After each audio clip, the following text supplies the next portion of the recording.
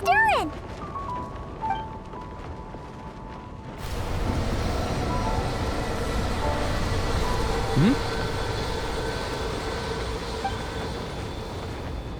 Traveler in Paimon? I'm sorry. I hope I didn't scare you.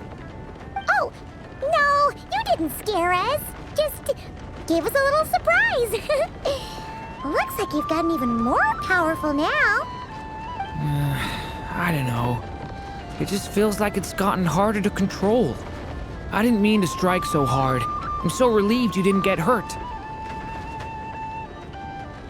It's all good. We've had worse. No, don't worry about that. It's been very stable ever since I got this body. Albedo made sure of that. What you saw just now is something that only started happening recently. Maybe I'm still acclimating or something. I'm sure it'll clear up over time. Anyway, what brings you here? Did you need something?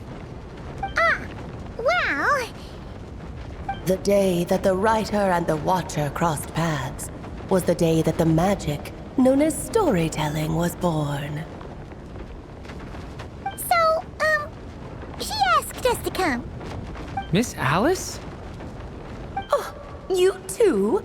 I guess I really do need to work on my impression. Well, never mind that. It's been too long, Mini Durin. And please, that's Aunt Alice to you. I have brought you and the Traveler together here for a very important purpose. It has to do with your mom. My mom? Indeed, fairy tale author extraordinaire, Anya Marie Andersdottir. See, I knew this would be right up your alley. Now then, if you'll open the book, I will begin narrating.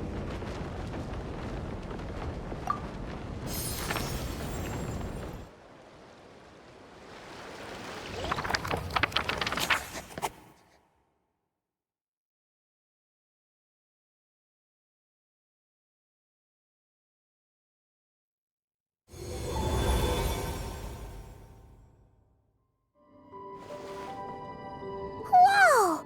What is this place? It reminds Paimon of Simulanka. The two are indeed similar. Both worlds were built using the same magic, after all.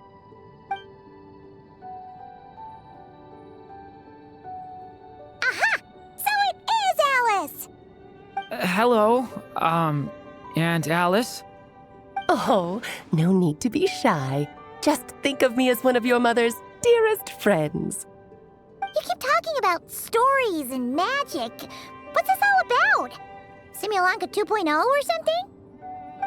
Certainly not. Simulanka was a peerless masterpiece. Without the original author, it would be impossible to create a sequel, even for me. But you are right about one thing. Just like last time, I want to show you a work of magic that has to do with storytelling. What's this? This is your mother's dying wish. My mother's dying wish was a book? Let me answer that with a question. What do you suppose would be a writer's greatest regret? Have you ever read a book called The Little Witch and the Undying Fire?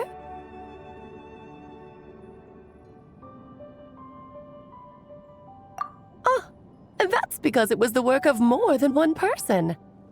It began as a little game at our tea parties. Each of us took turns writing the next part of the story. I wrote the first volume, then the other mages took their turns. Em was tasked with writing the final volume and tying everything up. But by the time everyone had finished writing their parts, Em had passed away. Oh, it was a terrible shame. A true tragedy. And that is the answer to my question. A writer's greatest regret is to leave a story unfinished. But all is not lost. I couldn't stand the doom and gloom of it all, so I went ahead and wrote an ending myself on her behalf. Then what's this book? This is the answer your mother gave to the same question. In her eyes, this was her greatest regret. She made me promise that I would bring it to you because she believed the only person who could resolve this regret is you. So my mother's greatest regret is another unfinished story? You could say that. And I guess resolving the regret means finishing the story?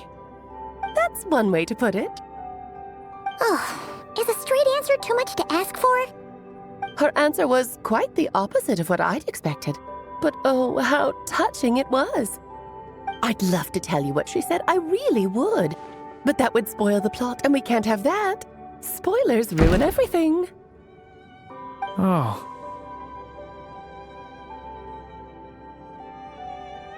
Just think of this task as giving a story a much-needed ending. All I ask is that you do your best. I understand. But I only just started learning human script, and I don't have any writing experience at all. Relax. Why else do you think your dear aunt went and found you two such wonderful helpers? With their experience, you'll have so many story ideas you won't know what to do with them. So don't be shy to ask lots of questions. Yeah. If it's to help Durin fulfill his mother's dying wish, then we're in. Aunt Alice, could I ask, what kind of story was my mother hoping to write? I had a feeling this might come up, but that answer isn't mine to give. You'll have to find it yourself, here inside this book. Don't worry. We'll help you come up with loads of ideas. Yeah, let's find a nice spot where we can settle in and read through this thing. We could even get some snacks, too. Oh, the actual process might not be quite the walk in the park you're imagining, Paimon. Why's that? Because when Em created this book, she borrowed my magic. In other words, it's not a book you can just pick up and read. It's a magical book. Its chapters are scattered through memories of the past.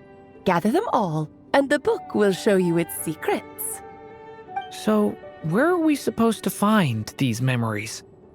Em left a trail of clues for each unfinished chapter. Follow the hints, and you'll find them. Oh, and when it comes to adding to the story yourselves, you'll need to use this. And this is... This, my dear little Paimon, is the ink Em left behind. Infused with a little of my own magic, of course. If you're planning on writing something inside the book, you'll need it. It's extremely precious, so be sure to use it sparingly. This is all that's left. So we need to search for the memories and keep an eye on how much ink we're using. Oh, it just had to be a wild goose chase, didn't it? Perhaps it's just another form of storytelling. Em was ever so creative when it came to things like that. Just think of it as a little challenge your mom left behind. Who knows? There could even be a mysterious prize at the end of it all.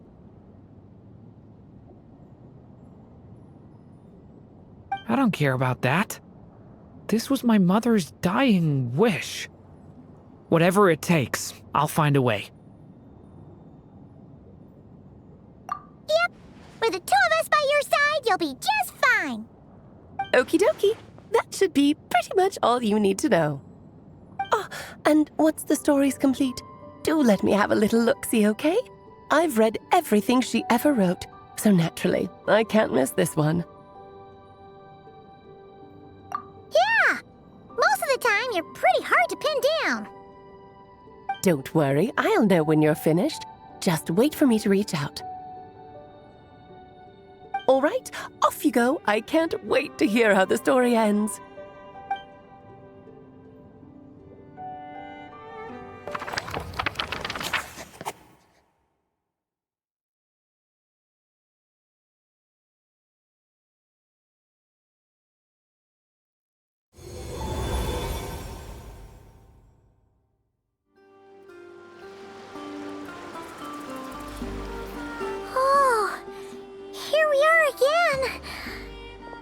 Alice's magic really is incredible, huh? Right. Alice mentioned we should be on the lookout for clues. Huh? A corner of repose for countless tales, watched over by the honor of knights. A place for stories to sleep, perchance to dream of ancient cities and the epics of ages past. There, a witch once spent a sleepless night, and all to bring forth a story yet untold. Find the place I speak of, for it is where the seeds of this story lie. Was that a riddle? Where do you think this mysterious place could be? Hey, you might actually be onto something. Guess that means we need to head back to Mondstadt? I had a feeling that's where we would be headed. After all, it's where my mother was from, and I bet it's where she wrote this story, too. Yeah, that makes sense. Still, I feel bad about dragging the two of you along on such a long journey. Don't worry about it. We don't really have much going on right now, so we're all yours. Come on, let's go!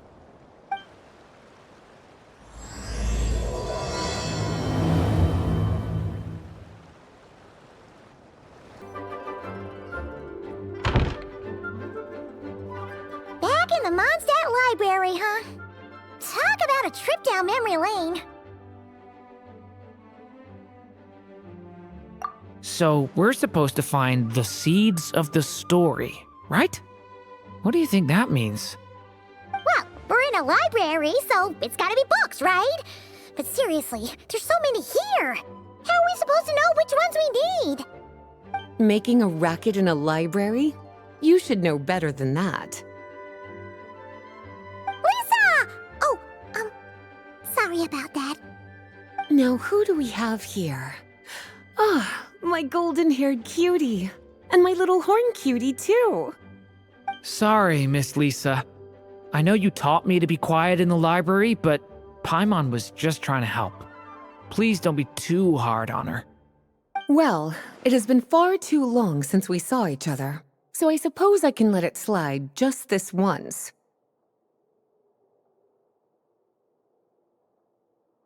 Back when he first arrived here, poor Jean wasn't sure what to do with him, so I stepped in to lend a hand. I figured, if I can handle a boy raised by wolves, then teaching one who's part dragon should be a walk in the park. Nice! Sounds like Durin was welcomed with open arms. Why, of course. Now, let's save the reminiscing for another time. I'm sure you're here for a reason. Did you need to borrow some books? It's kind of hard to explain. Maybe you could take a look at this. Oh?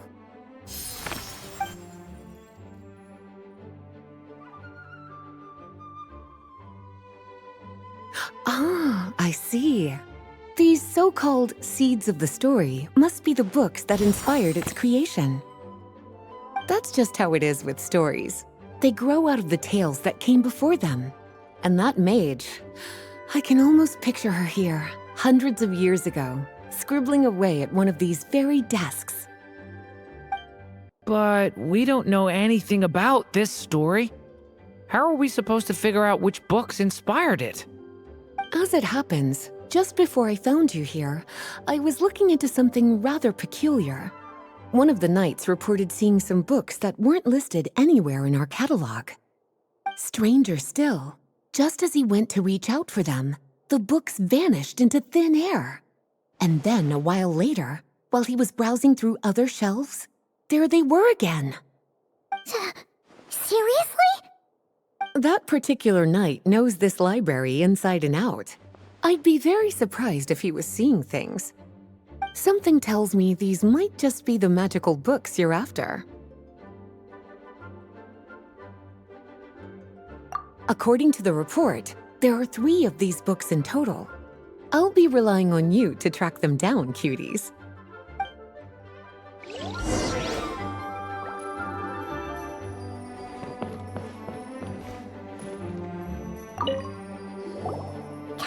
looks like a poetry collection. But why is part of the title missing? Let's see what Lisa makes of it.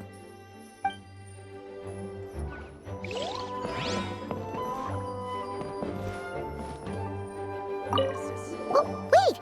Did Klee write this one? Should this even be here? We better show it to Lisa.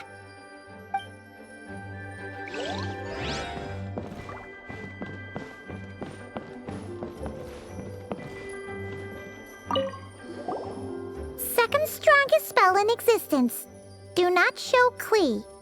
Wait, there's actually a book like that right here in the Mondstadt library? That title's just gonna make people even more curious. Huh. There's definitely something fishy about this one.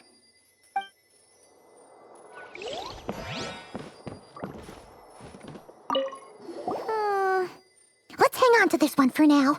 Could be one of the ones we're looking for. It's one of M's, after all.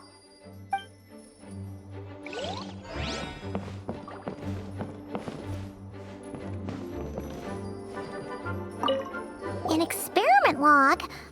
Looks like part of the title's been erased. There's something seriously suspicious about this book.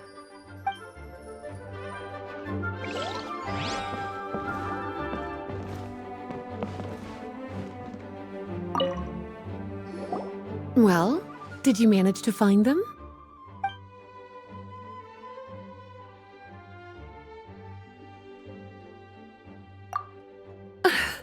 Well, it definitely shouldn't be here, but I'd highly doubt it's one of the books you're looking for. Because this is something Klee wrote. It's a compilation of all the best fish blasting spots around Mondstadt, as well as the most convenient places to stash her new jumpy dumpties. Of course, there's no way she'd get away with keeping a book like that in her bag. And she'd be in big trouble if Jean were to find out. Not only would the book itself be confiscated, but she'd be looking at a whole day in solitary confinement at the very least. Somehow, she figured out that the best place to hide it was right here. No place like a forest for hiding trees, huh? Now, every time it gets confiscated, she just writes a new one and sneaks it back in. Yes, so thanks for helping me find it. I'll finally be able to hand it over to Jean. Well, did you manage to find them?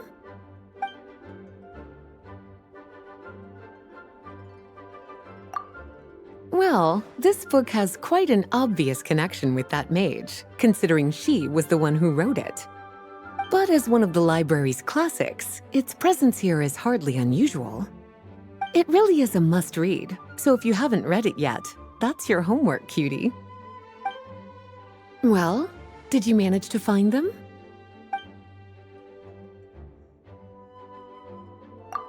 Huh. This book definitely doesn't belong here. Yeah, we could tell just from reading the title.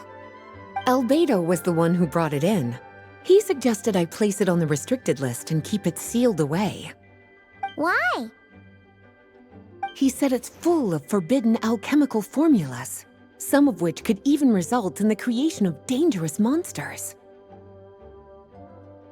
Apparently, the danger it posed was so great, he didn't even feel like it was safe to carry around or keep it in his workshop.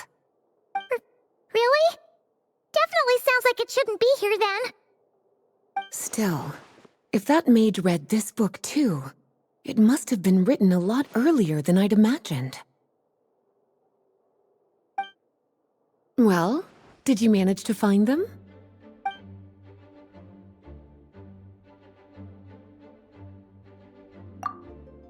Yes, this is a restricted book, all right. It certainly isn't supposed to be here. Huh. But it looks like a regular poetry collection. How did it end up being classified as a restricted book? The issue lies with one of the poems inside. You've heard of the great battle that took place on Dragonspine, yes? 500 years ago, during the cataclysm in Conria, an evil dragon descended upon Mondstadt. A fierce battle with Dvalin ensued, but in the end, the evil dragon fell, and Dragonspine became its resting place. We're talking about Durin. the Durin of Dragonspine. Well, the poem in question turns the whole battle into a dance, with the evil dragon recast as an innocent child who came here in search of friends. But given all the suffering experienced at the claws of that dragon, how could the people of Mondstadt accept such a retelling? Bards are often accused of inventing history or distorting the truth in their ballads, but this one hit a bit too close to home.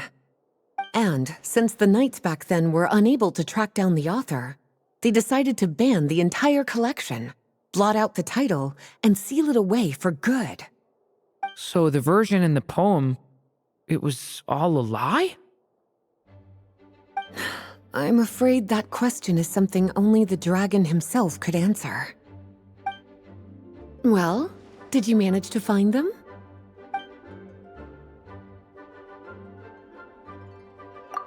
Truly extraordinary, and certainly not the kind of thing that should be just lying around. In fact, Miss Alice gave strict instructions about it. So, it's some kind of book of spells? Paimon's guessing magic this powerful should be kept a secret. It's true. This book does contain one of Miss Alice's spells. But honestly, virtually no one could actually pull it off, even if they tried. The only reason it's even meant to be in the restricted section is because we can't let Klee get her hands on it. After Klee was born, Miss Alice advised us to seal it away. She even added that little subtitle herself. So, it's to keep it away from Klee, huh? Does that mean she could use it to cause even more mayhem than she already does with Jumpy Dumpty? No, that's not it. As Miss Alice herself put it, letting Klee see it too early would spoil the surprise.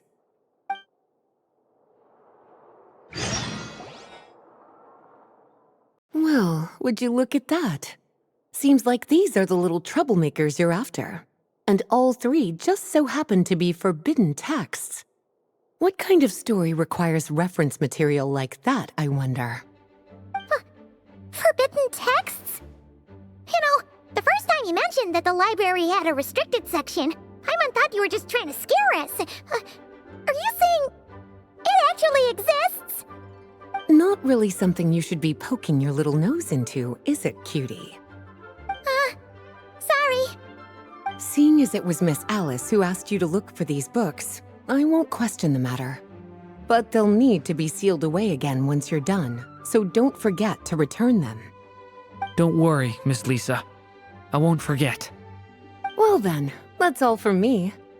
After all that hard work, I think I've earned myself a nice cup of tea. All right, we've gathered all the reference books. What's next?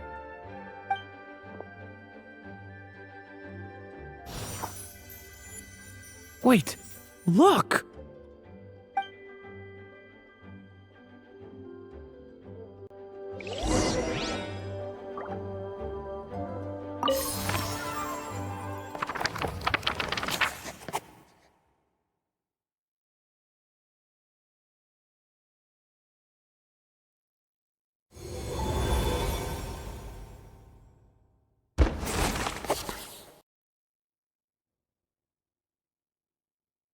Long, long ago, an evil dragon descended upon the human world, bringing terrible calamity in its wake.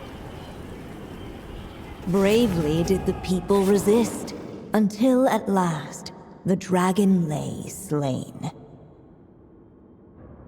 Later, a witch with a love for stories came upon the tale of the evil dragon, and for reasons she could not explain, felt a pang of sorrow on its behalf. For she knew, despite its body being born of wicked alchemy, all along, the dragon's soul was that of an innocent child. Right up to the moment of its death, it had no choice in becoming a vessel of calamity, nor could it fathom the cruel fate that lay before it. Though the witch had a love of stories, she was not pleased with how this one ended. No, that won't do, she thought. I'll write you a better ending instead. And so she set off to do just that, borrowing a little magic from her friend. With it, she wove a dragon's egg, resolving to rear a dragon child of her own. Yet long in thought she lingered, wondering what kind of world her little dragon ought to behold upon waking.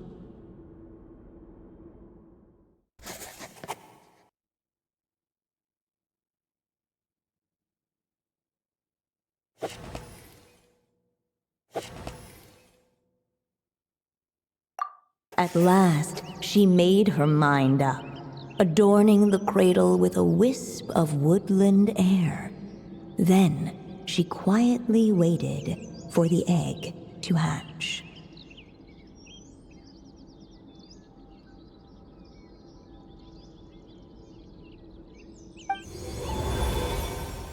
Whoa! We're actually inside the story! This must be Aunt Alice's magic.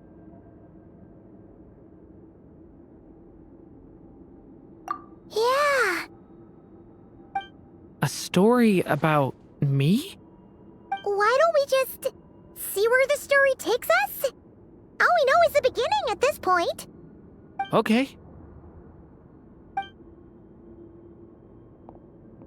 And now a golden-haired traveler, a silvery sprite, and a dragon-born youth step onto the stage. What new chapter will their arrival bring? Whoa! That came out of nowhere! Was that the same voice we heard just now?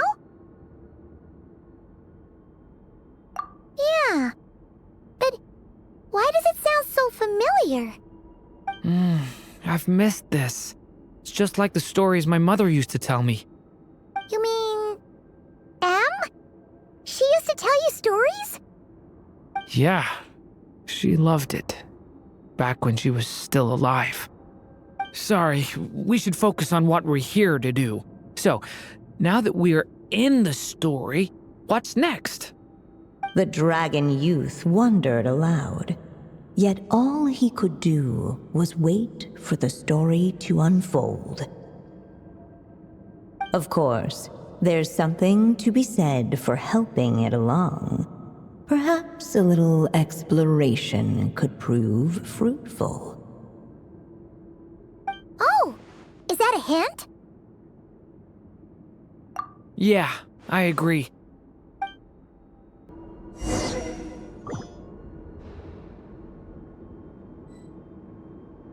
For a moment, the story crashers fell silent. Perhaps waiting around wasn't such a bad idea after all. Yet those who never stray beyond the main plot often miss the fun little details along the way.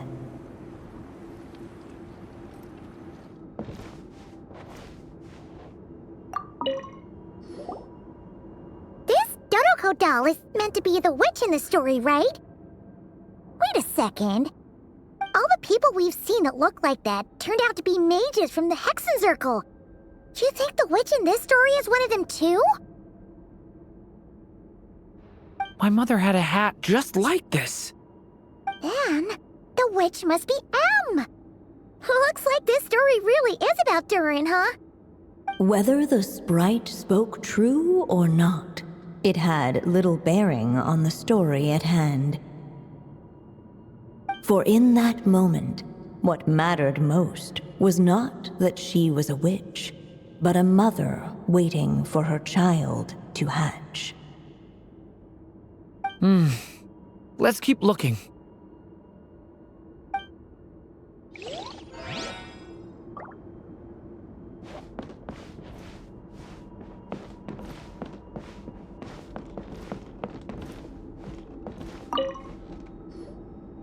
Look at all these books.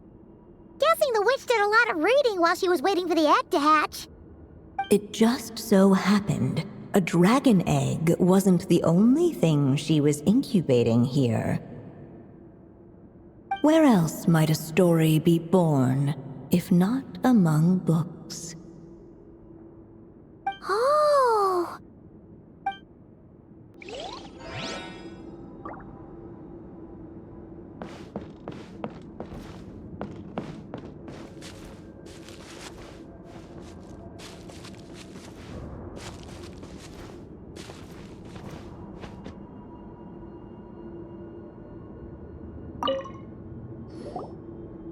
This must be the dragon egg, right?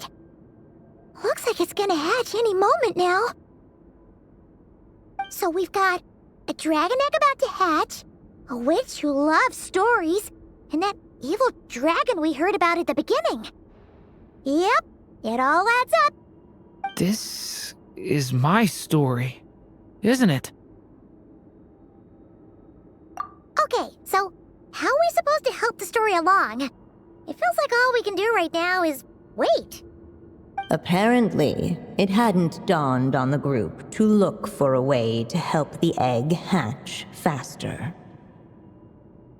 Oh, right! We're at the point in the story where we're waiting for the baby dragon to hatch, so that has to happen before the story can continue.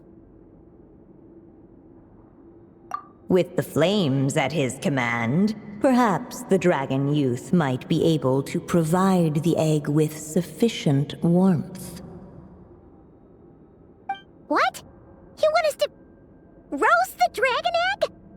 The silvery sprite's surprise betrayed her lack of reading, for in countless tales it is told that only by fire's embrace will a dragon's egg hatch swiftly. Huh, you kinda have a point there. Okay, I'll see what I can do.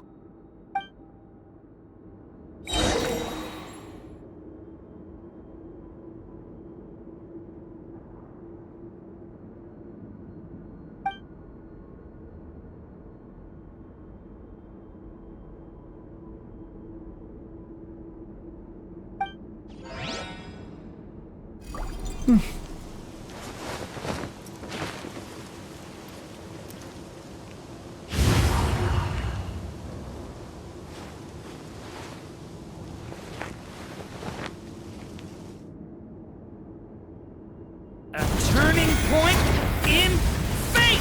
Let every unborn life be welcomed with tender anticipation, and may that warmth stay with it for a lifetime. Can I stop here and play?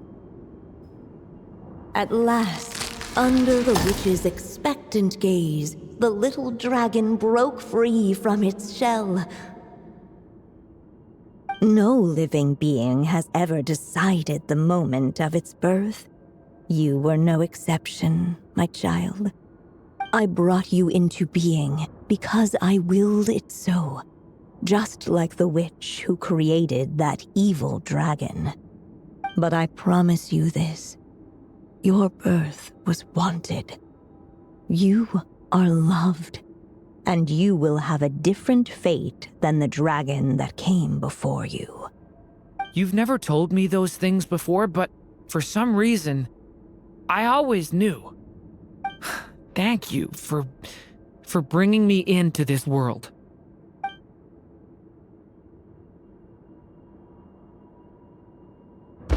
The waiting witch did not feel lonely, for she had 3 visitors by her side. Together, they beheld the hatchling's first breath of life. Holding her dragon child close, the witch promised him a life unlike that of the evil dragon. And so, nestled in his mother's warm embrace, did the little dragon's story begin.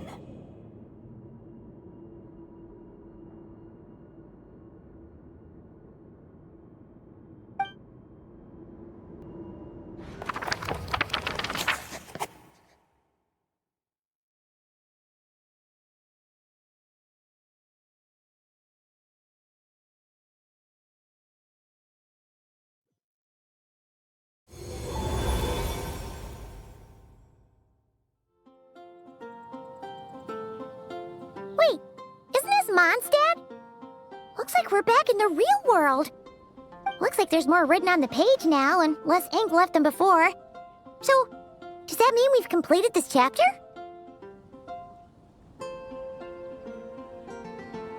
Yeah, but why does M seem to think that the story isn't finished yet?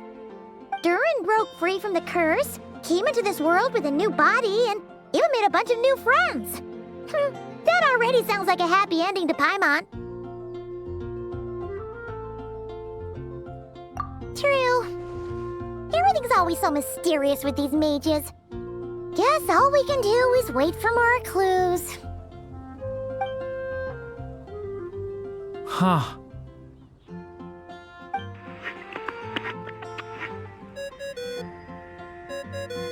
Is this thing on? All right, that should do it. Hey! That's Alice's voice!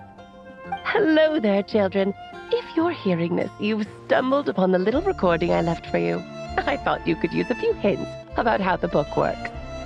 By now, I'm guessing you've already begun to leave your mark on the story. You should know, however, that the book needs time to absorb the ink, so the next chapter's clues won't show up right away. Wait, so even magic ink needs time to dry? The good news is, you can return to any chapter you've already completed and continue to explore the mystical, magical storybook world you helped create. Have fun, dearies. Toodles! Oh, man! Paimon was so ready to knock this out in one go. Maybe it's for the best. Sooner or later, we'll end up being whisked off to another world again, and if that happens, who knows when we'll be able to come back. So it might be good to take a break while we can. A break.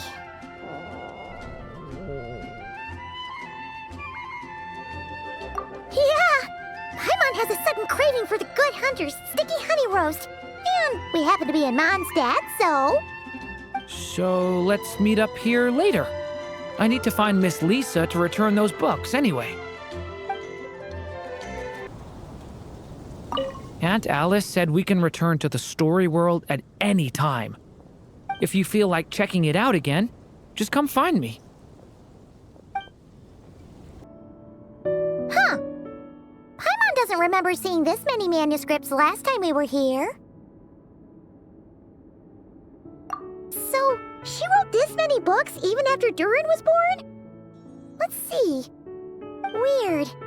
Is it just that Paimon hasn't read enough, or were none of these ever actually published?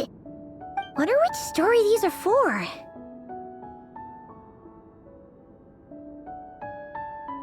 Well, looks like a lot of work went into it, so it must be a pretty great one.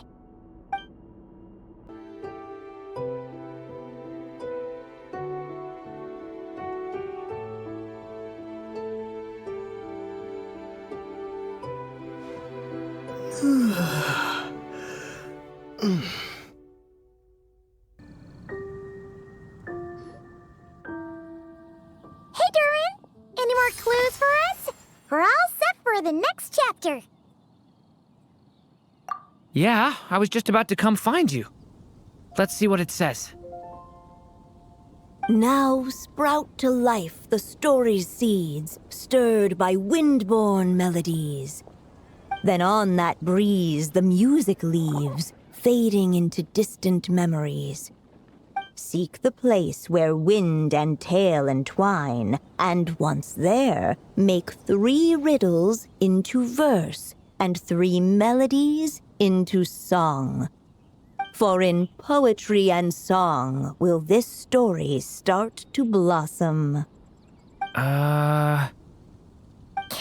on! Another riddle? All that talk about wind and melodies?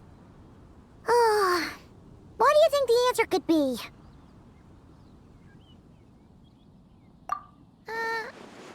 Oh! Care to elaborate? Wind, music, poetry? Tone-deaf bards gotta know the answer. You mean Lord Barbados? Albedo introduced us when I first arrived in Mondstadt. I mean, Someone like me was bound to catch his eye sooner or later. It's better that it's out in the open anyway. Now, how should we track him down?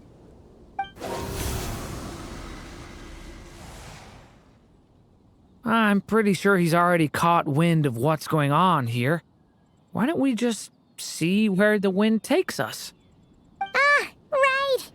He definitely makes it easy to forget he's a real god sometimes. Traveler, Paimon! What a sight for sore eyes! Ah, and the little dragon from the fairy tale world. I heard your voices calling out to me on the wind. Something about needing help with a riddle?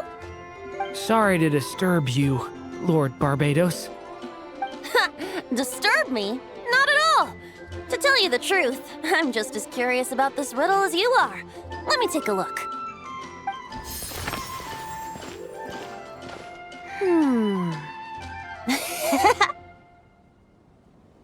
What is it? Did you figure out the answer? 3 riddles and 3 melodies.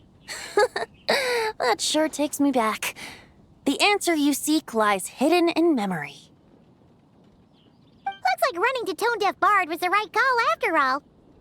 Long ago, those mages came to Mondstadt, seeking to test their strength against mine. But I replied, let us make music, not war, and resolve our conflicts through song. So I strummed my lyre and sang them this verse. O wind, welcome now, my guests. Pass through verdant leaves unseen, where shape your formless self may take, and offer up a graceful scene, a fleeting gift for welcome's sake. Leap at the edge of a sea of clouds, where land meets sky and sky meets ground. There frighten off the noisy crowds and bring my guests a calm profound. Fly beneath the stars up high, where mortal noise is swept aside, that my dear guests with starry eyes may share the dreams they hold inside. Now go to where I vowed to keep a quiet spot for them to sleep. No clash, no contest bars the way, just tea and mirth to fill the day. There you have it, the 3 melodies. As for the answers to those 3 riddles, I trust you can guess them by now. The woods, the edge of a cliff, and the sky? Correct!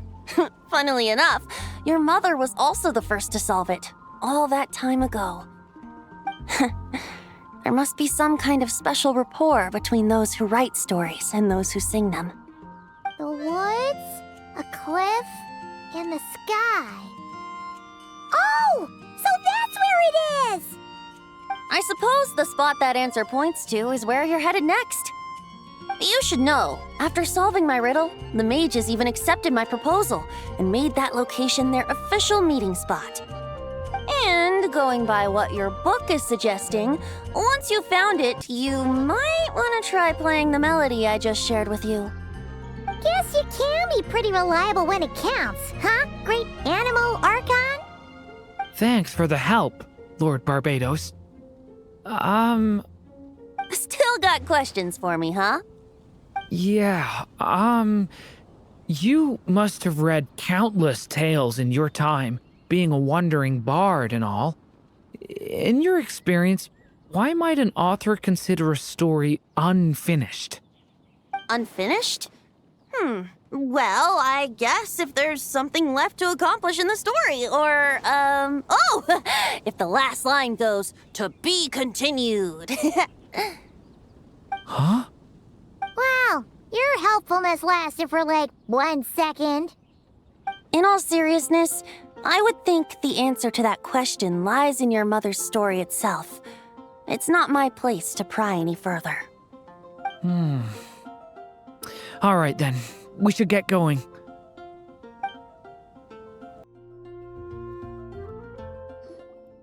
Okay, 3 melodies, and we should be able to gather the memories for the next chapter, right? A musical performance. Out of all the things Miss Lisa has taught me, that's the one I'm worst at.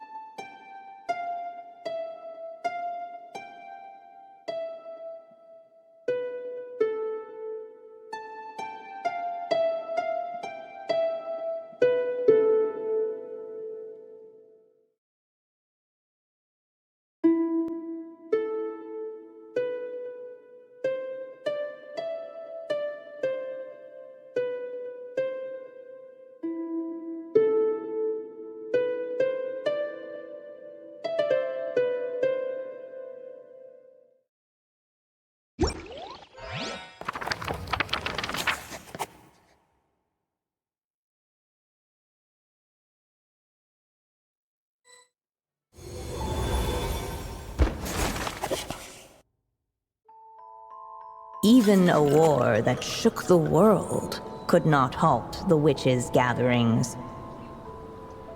Yet even so, with the passing of time, 3 of their teacups no longer came to be set.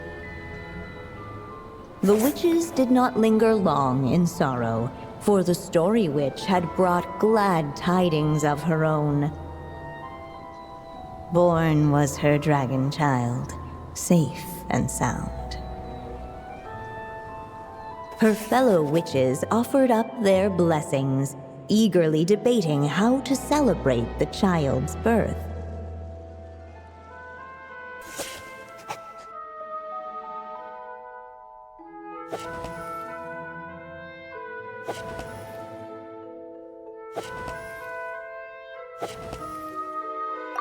In the end, they settled on the sweetest candy they could find. After all, what could be sweeter than the arrival of new life? And so, the witches' gathering turned into a birthday celebration.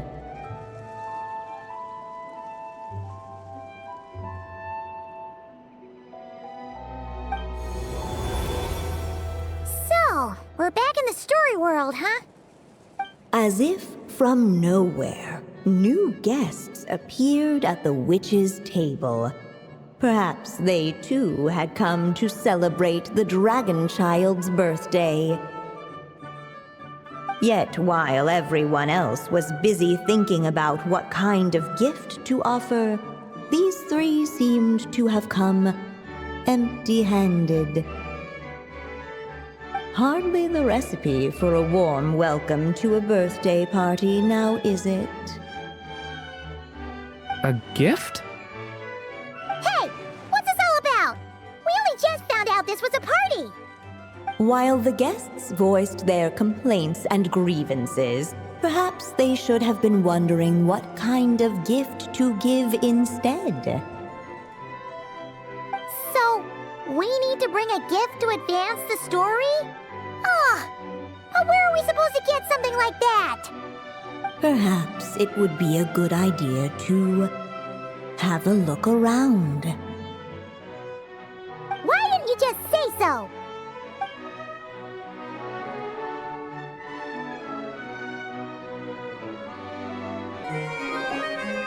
Hey, is that the other Durin? Hey, Mini Durin! Nope, no reaction. Seriously, did he doze off at his own birthday party? Brought to life by the witch's magic ink, the dragon child played with animated glee each time the tip of her pen danced across the page. Yet she could not spend all her time writing. For the upcoming witches' gathering, she had no choice but to set down her pen. But before doing so, she wrote one last line. So did the child drift off into blissful slumber. Well, that's a bit convenient. Strange. I don't remember ever being at any of the mages' gatherings. When exactly was this birthday party supposed to have happened? No wonder you don't remember. From the looks of it, you were probably fast asleep at the time. The witches went on chatting away, ignoring the empty-handed guests.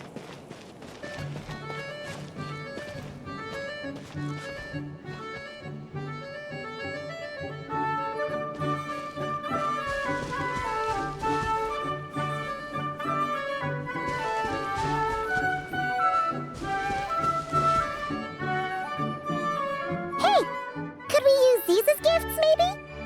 At last, the guests found something to give the dragon child. Guess that's a yes then. Which one should we go for?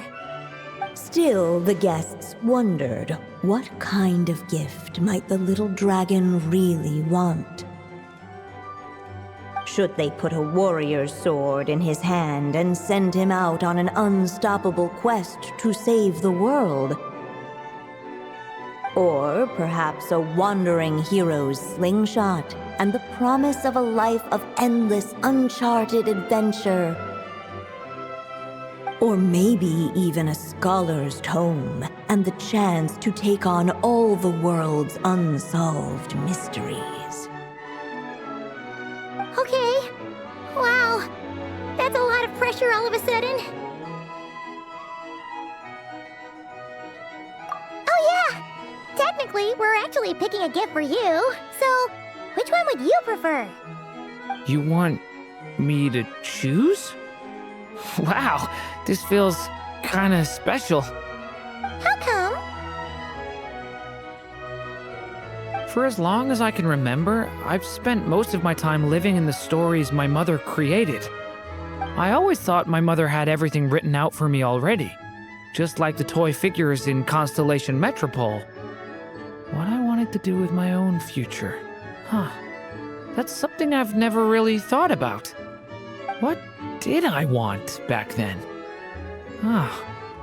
This is the first time I've ever asked myself that question. Sounds like this is the perfect opportunity to answer it then. It's been a while since you left Simulanka, and after everything that's happened, it might be about time to start thinking about your future. Then let me give it some thought.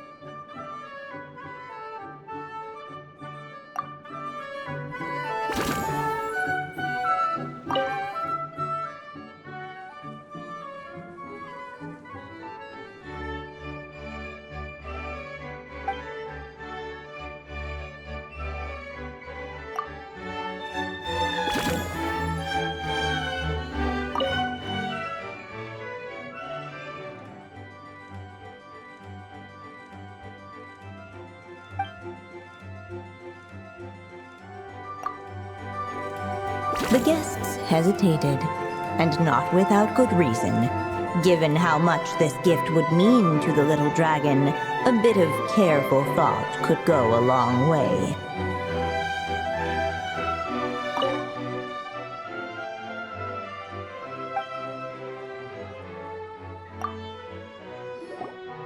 In the end, the guests settled on the Scholar's Tome.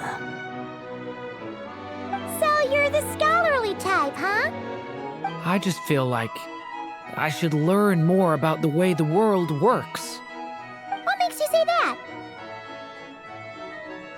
I'll give you an example. Did you know that in Mondstadt, using fire to catch fish is a punishable offense? I thought she was just teaching me regular hunting techniques. It was only after Master Jean caught me and sent me to solitary confinement that I realized I'd misread the situation. So much of what's considered common knowledge in your world just wasn't in Simulanka. So I have to learn, or I'll keep causing trouble for everyone else. Paimon's not sure that counts as common knowledge. Alright, they should let us in now that we've got a gift, right? Hello there. Brought a gift this time. The newly arrived guest presented his gift, wishing the little dragon a future as a wise and accomplished scholar. Accepting the guest's blessing, the Story Witch invited him and his friends to take their place around the table. Finally, she could introduce them all to her dragon child, telling all in attendance about the moment of his hatching, and of course, the name he'd been given.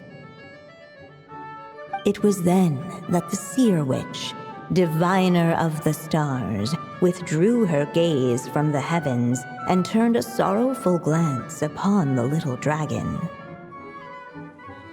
You gave him the same name as that evil dragon? That's right. But the life I intend for him shall be very different. What folly to love so blindly. For as you must know, a name is the mirror of destiny itself. He who bears an evil dragon's name must also inherit the fate of its previous owner. His fate has been foretold. Then I'll rewrite it. The witches at the table fell silent, for they knew the Seer Witch's words had never once proven wrong. Yet, just as clearly, they recognized the Story Witch's resolve, for there is scarce a force in this world more fearsome than a mother's love. At last, the Merry Witch stepped forward, dispelling the uneasy silence. So be it. Then we'll all lend a hand. Together, we shall rewrite this child's fate. You mean to defy one of the fundamental rules of this world? I refuse to be shackled by such rules. Besides, this is a witches' gathering, is it not? What could be more fitting a subject for this occasion than to defy them? Oh? Sounds like an interesting experiment. I suppose, were we to succeed in this endeavor, we might bring a touch of wonder to this otherwise dreary sky of stars. The Merry Witch finally talked them all round, just like she had done many times before.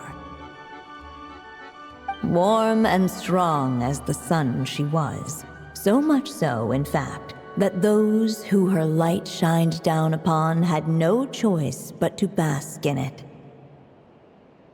And so the witches readied their gifts, 3 marvels of the cosmos. For this child, I shall decipher the ravings of the heavens and lay bare before him the trickery of fate. For this child, I shall leave a formula powerful enough to unravel the very origins of this world, that he may seek another solution for the conundrum of his life. For this child, I shall call upon wondrous magic to make possible his impossible wish. All the Story Witch had was the pen in her hand, yet with the love that flowed from it, she resolved to bring forth a marvel of her own. For this child, I shall leave behind the last story I will ever write, and with it, a path to an ending yet untold. With the witch's blessings given and received, the little dragon's fate at last began to turn. In the midst of the dragon child's birthday celebration, the seer witch proclaimed her prophecy. The child had been given the evil dragon's name, and with it, the burden of its fate. But hearing this, the story witch vowed to rewrite it all, for such was her love and resolve. And so the other witches offered their gifts in turn, marvels as rare as any in the cosmos.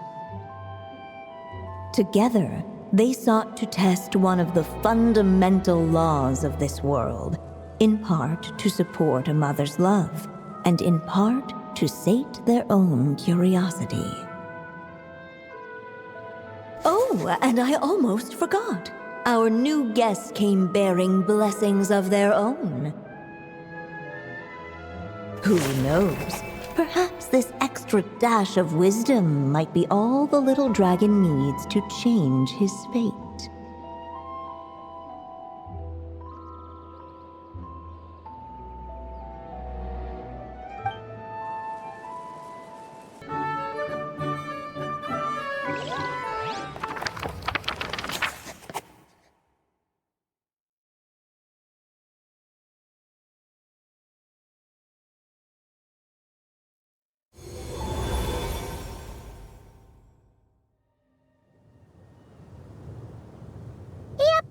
Looks like we've completed this chapter, too. Those witches in the story were the mages of the Hexen Circle, right? They sure seem to care a lot about you, Durin. But, Paimon kinda had trouble following their conversation. Just a bunch of mystery, as usual. The evil dragon's fate. Oh, is that what you're worried about? But didn't we already take care of that?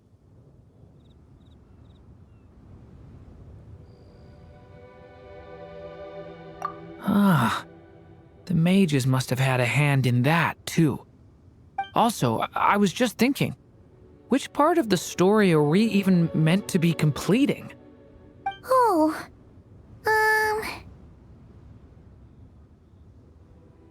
it feels less like we're filling in the gaps and more like we're adding something new altogether.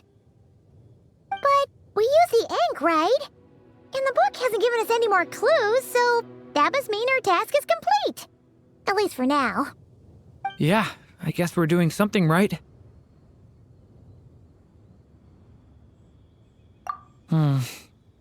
Maybe I'm overthinking things. It's just, this is my mother's final wish, so I don't want to mess it up. Anyway, thanks for all your help. I'll let you know as soon as the book reveals a hint about the next chapter. Okay then.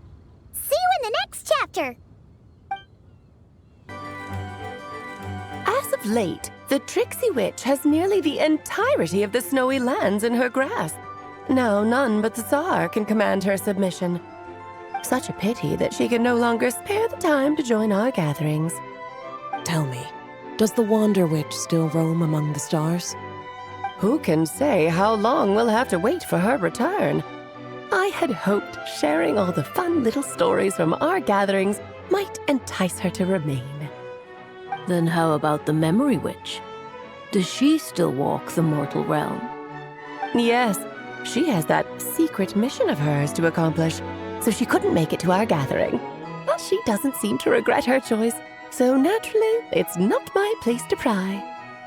As rare a chance to gather as this, and yet almost half of us are absent. Cheer up. At least you came with good tidings. I suppose I'm just feeling a little sentimental. After all, there will come a day when I, too, am among those absent at these gatherings.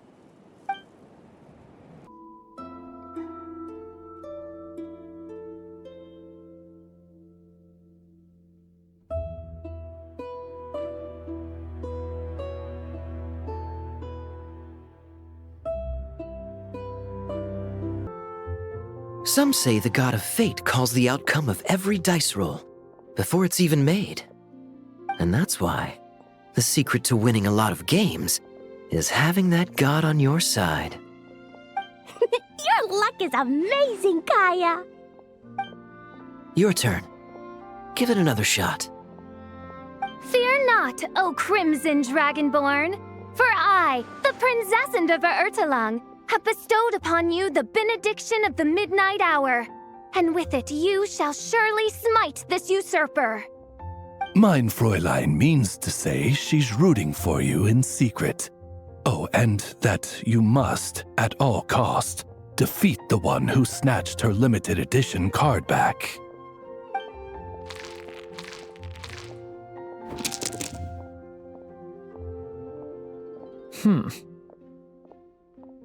I'm not too sure if that counts as good luck or bad. Tis not but the perfidious machinations of fate. Hey, everyone! Mr. Honorary Knight and Paimon! You're back! It's good to see you, Honorary Knight. Mein Fräulein is quite invested in the outcome of this match, so please, allow me to extend greetings on her behalf. Of course. But if you're out playing cards, how come you're not over at the Cat's Tail? There's something about our horned friend over there that seems to frighten off little animals. Could be because he used to be a dragon. Normally, the animals just steer clear of him, but in the close confines of the Cat's Tail, let's just say, the feline residents probably consider it their turf. And we all know how dangerous a cornered cat can be. I just wanted to borrow one of their nests for a nap. One of their nests? Wait, you mean a cat sofa? Yeah, it's more comfortable for me. I can stretch out just the way I like. But it turns out the Black Cat and his minions are quite territorial. Luckily, Miss Diona helped smooth things over, and they finally agreed to let me use one. But, I only get to use it after dark. Oh, Diona stepped in! You know, underneath it all, she really does like helping people. The more likely reason is because Durin won't touch a drop of alcohol. As far as Diona's concerned, that pretty much makes them two peas in a pod. It's a shame, really, considering everything Mondstadt has to offer in that regard. Mondstadt's alcoholic drinks are a bit too much for me to handle right now. But maybe someday. There's no need to force it. Who says you have to drink just because you're in Mondstadt? Yeah, it's just, I'd really like to make some more friends, so I need to learn how humans socialize. I guess alcohol is usually involved, though. But that's why I started learning how to play Genius Invocation TCG. It's also a kind of social activity, but it doesn't involve drinking. And I've been lucky enough to receive the guidance of the Prinzessin de Verurteilung herself. Exactly! Who needs alcohol when you can make friends playing card games? Speaking of which, need any tips from the master over here? You'll wipe the floor with that opponent of yours. Paimon guarantees it. Unfortunately, with the luck he's having, not even that legendary card master from Sumeru could turn things around at this point. Yeah, that last roll wasn't great. But who knows? Maybe you'll have better luck next time? He keeps getting the exact same roll over and over. This is the third time already.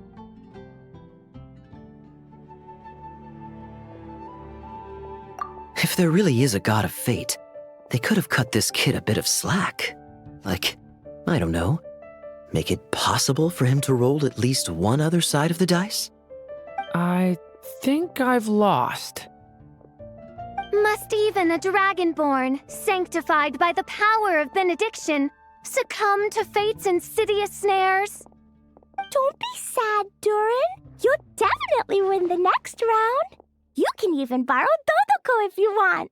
Mom says she brings good luck. Thanks, Klee, but there's something more important I need to take care of now. Oh, okay. So, the book's given us another hint, right? Yep, and I think I've guessed where we're headed this time. Come on, follow me. In what sort of castle might a storybook dragon dwell? The witch turned to a mighty dragon born upon the wind to seek her answer. From afar, she beheld a solitary castle, standing lonely beneath its wings, and wrote it into words. Its walls kept out the wind and rain, yet also cast a solemn shadow. Enveloped by their shade, the story's boughs were lulled into a torpid slumber and reached no further skyward. So that's the clue. I think we're meant to find a place where dragons live, and this time, in the real world. I asked around, and it just so happens that there's a place like that in Mondstadt. Yep, that checks out. I've heard that the dragon here is called Dvalin, and that he's a magnificent creature. I hope I get the chance to meet him. Wait a second. Do you think having the two of them meet is the best idea? You know, considering everything that happened in the past? How would we even explain everything to him? Well, if we do run into Dvalin, it should turn out okay with us there at least. Is something wrong?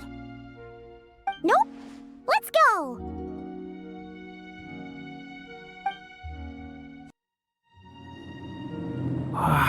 So, this is where Dvalin lives? Yeah, right into the middle of a raging storm. If you're afraid of getting blown away, Paimon, you can always hang onto my sleeve.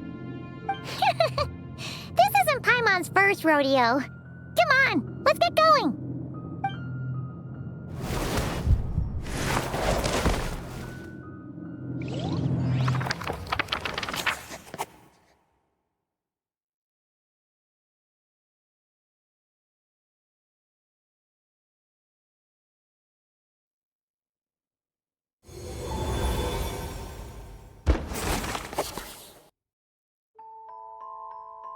The little dragon grew with each passing day, and the story witch, who loved him dearly, built him a big, beautiful castle.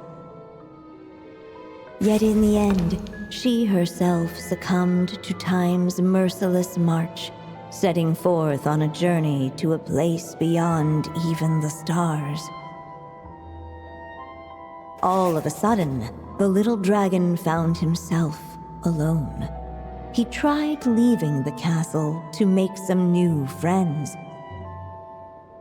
But already he had grown the claws and scales of an evil dragon, just as the prophecy had foretold. Afraid he might hurt someone, the gentle little dragon hid within the castle his mother had built, and came forth no more.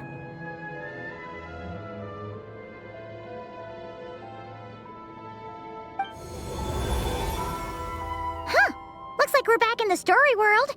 And from the sounds of it, this chapter must be about Simulanka, right? Yeah, like the fairy from the Forest of Blessings, the king of Constellation Metropole, that cat lady who turns into a box. Ah, yep.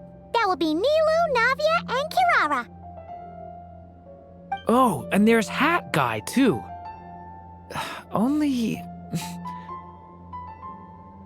Only lately, whenever I see Hat Guy, I get this strange feeling.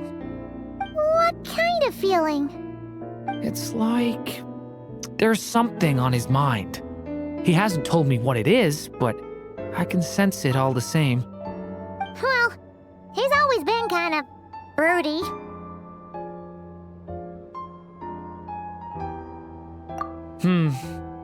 I guess I should focus on fulfilling my mother's final wish for now, though. Yeah, chapter. So, let's track you down and free you from fate's curse once again. That day, a small band of adventurers suddenly arrived beneath the castle walls. They promised to help the little dragon cast off the curse of fate. Yet as they stood beneath the castle walls, it appeared they had no idea how to even begin. Hey! Instead of making fun of us, how about giving us a hint? The little dragon had shut himself inside the tall tower at the castle's center. Anyone who wished to reach him must traverse the barriers that wall off his heart, for there is no other way. Looks like we're in for another long one. Let me try something. Ooh, do you have an idea? If that little dragon in the tower used to be me, then surely I'd know how he shuts people out better than anyone. Come on, follow me.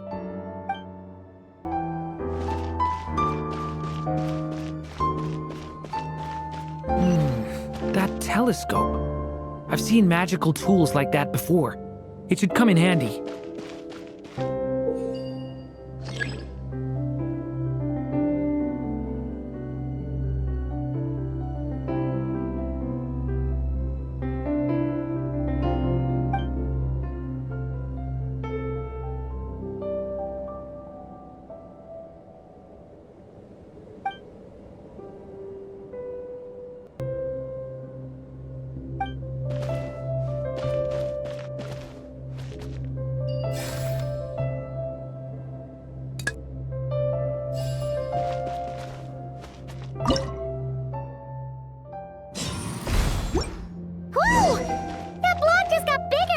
We can get past the obstacles ahead by using these blocks to jump upwards.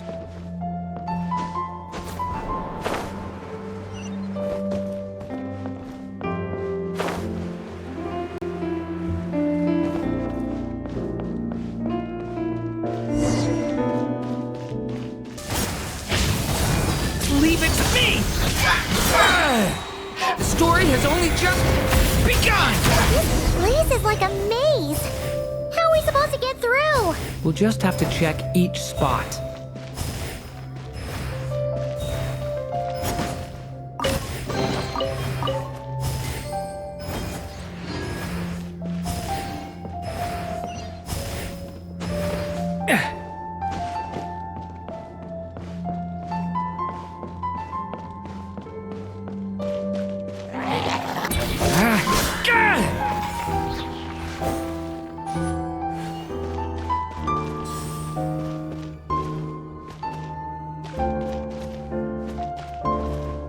We should be able to use this block somewhere.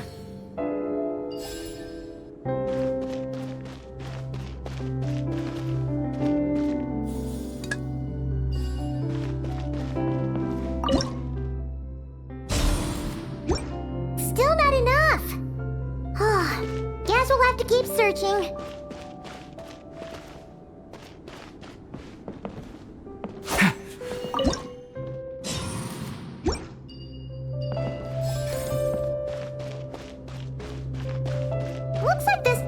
It's missing some blocks. Oh, let's try the one we just picked up.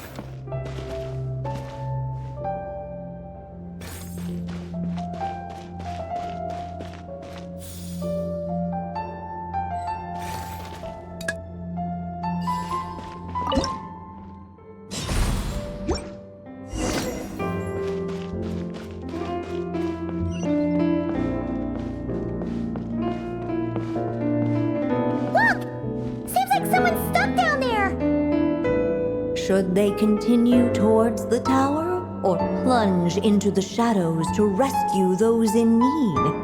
A difficult dilemma indeed.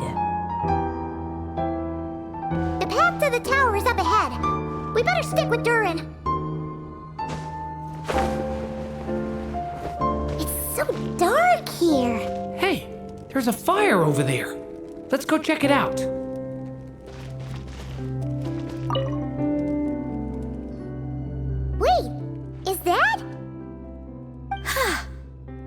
little pixie that can fly. Are you here to help the dragon break his curse too? Oh, what's this? More brave adventurers bold enough to set foot in this castle?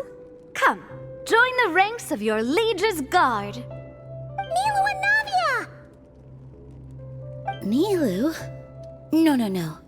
I'm a flying squirrel fairy. And I'm a giraffe king. Not this Navia you speak of. That's right. Oh, and don't forget Catbox Lady. Are you friend or foe? Friend! Definitely friend, Miss, Catbox Lady? Yeah, Simulonka is a big part of Durin's story, so guess it's no surprise the people we were with there would make an appearance. Okay, I think I get it now. Flying Squirrel Fairy, Giraffe King, Catbox Lady, please follow me.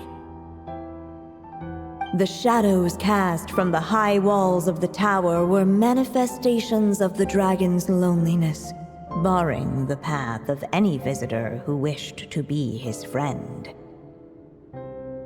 The group of brave creatures sought to aid the little dragon in lifting his curse, yet without light to lead the way. The group was trapped, waiting on a miracle. These shadows are blocking our path. It seems like the little dragon is afraid to meet us. If only we had more firelight. But you three don't seem to fear these shadows. Why?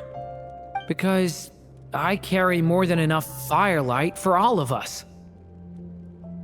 Besides, even though we're here to complete the story, who says it can't look a little different this time? Before I met you all, I was so sure I'd never make a single friend. I pushed away anyone who tried to get close, until some kind of miracle brought you to me. This time, allow me to return the favor. I'm not sure I followed all that, but you want to help the little dragon break his curse too, right? Yes, so please, come with me.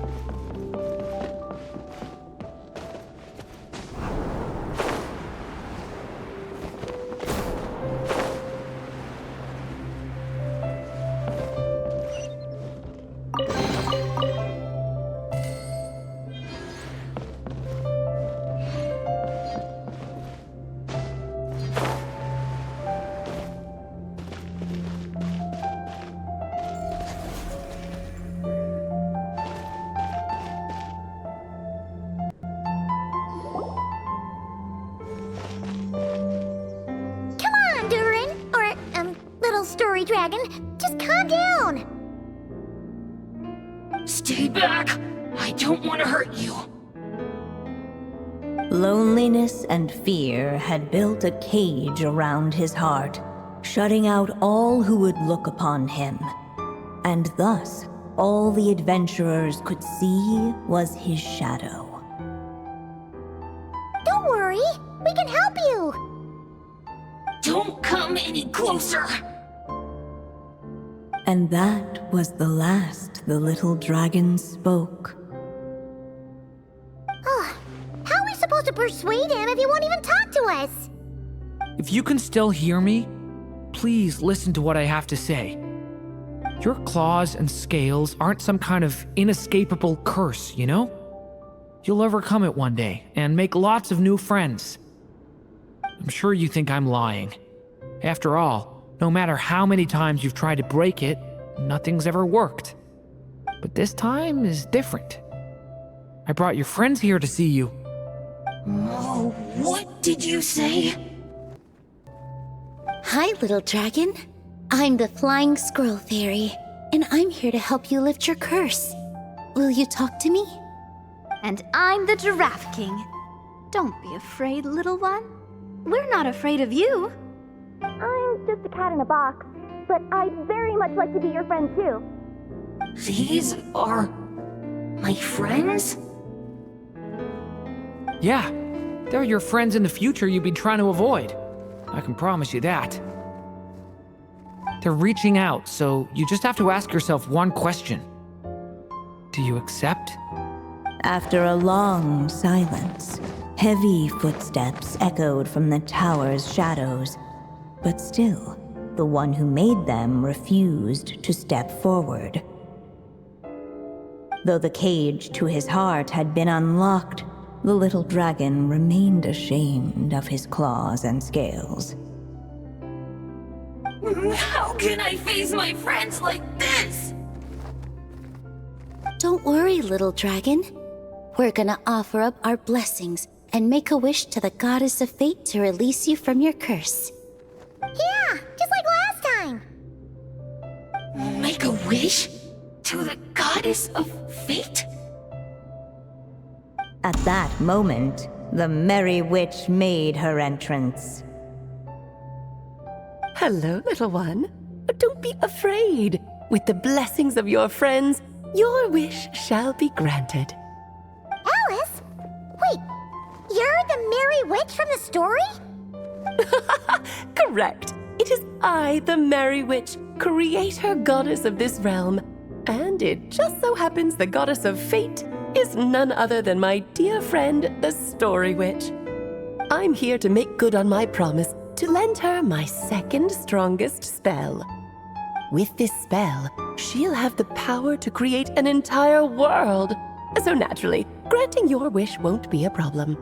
Provided, of course, you receive your friend's blessings. But before we proceed, I must check something on her behalf. Little dragon, do you accept this blessing?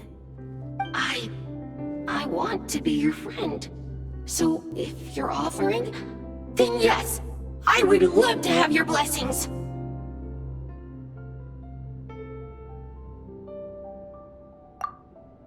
Were it not for the adventurer's blessings, this tale might have ended long ago.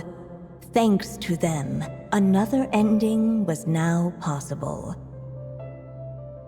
Yet in that moment, they did not know if this blessing was truly a gift or just another trial in disguise. What? You didn't say a word when we actually needed a clue, but now at a critical moment like this, you turn up and start playing mind games?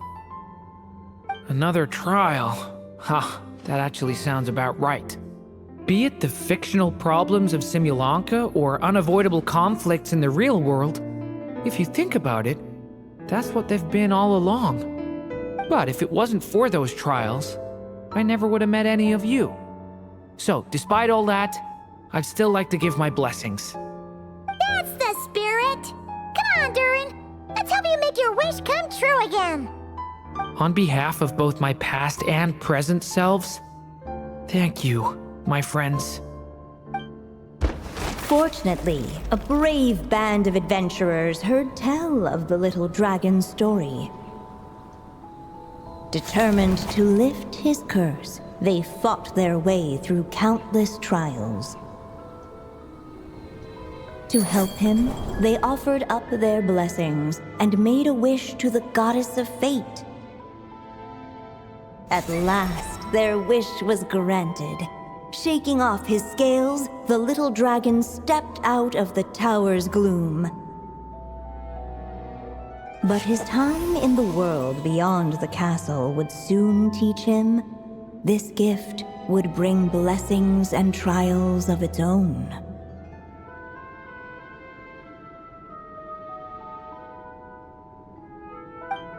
And as far as the little dragon was concerned, the tricks of fate had just begun.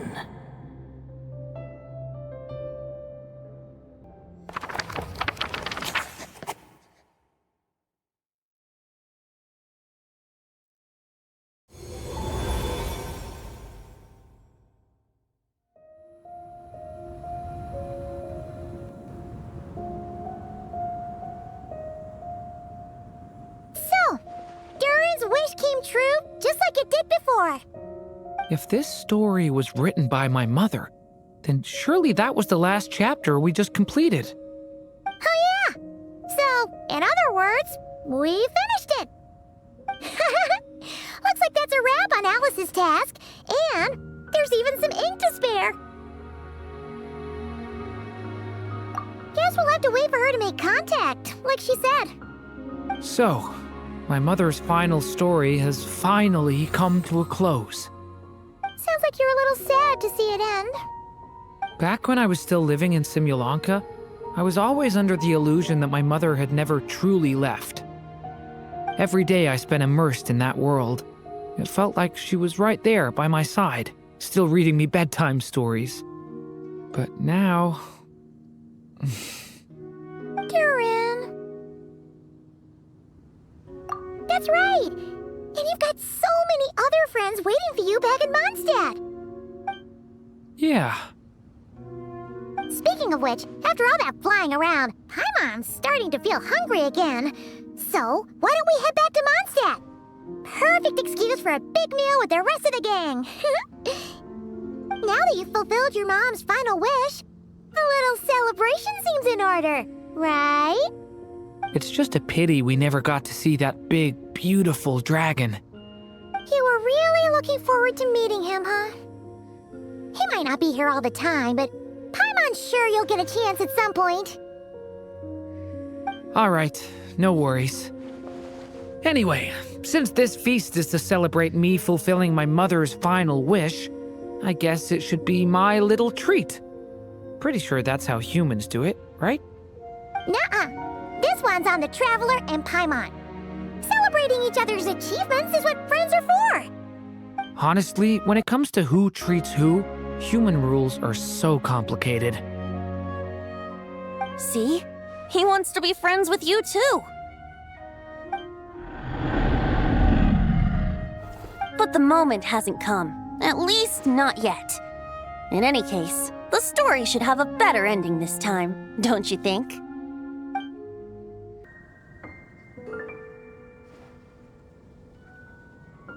Whew. Feels like we were gone for ages. Hopefully, everyone's still here. So, your adventure was a success, huh? Want to grab a drink to celebrate? Absolutely not. No booze allowed. Mr. Honorary Knight, Durin, I want to hear all about your big adventure.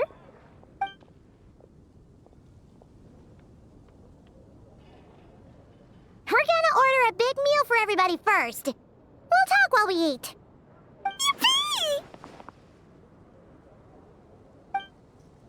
Excuse me. Did I hear you call him Durin just now? But wasn't Durin the evil dragon that fell on Dragonspine? Come on, miss! This Durin isn't that evil dragon from Dragonspine. Albedo said... well, it was kinda confusing. But anyway, it's super cool. Oh, is this your first time meeting him, Marjorie?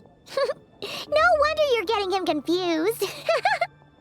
Still, even if you hadn't met him yet, shouldn't you have heard about him at the very least? At this point, pretty much the whole city has.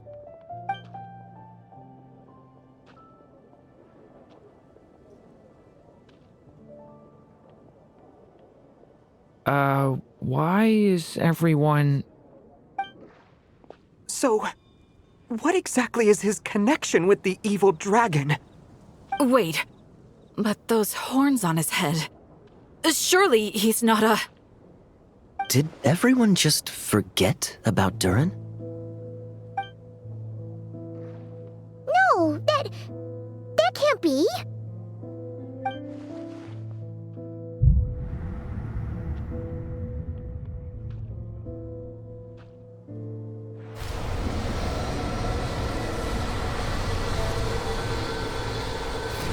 The tricks of fate had just begun.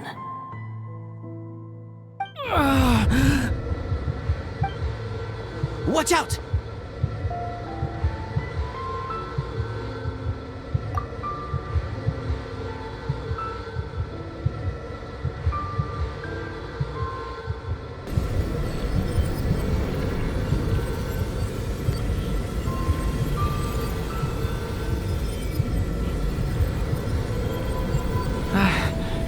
no one got hurt.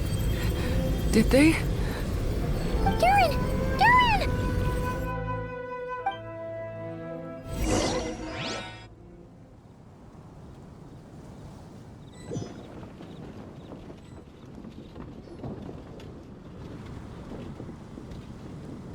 I just had Barbara check him over.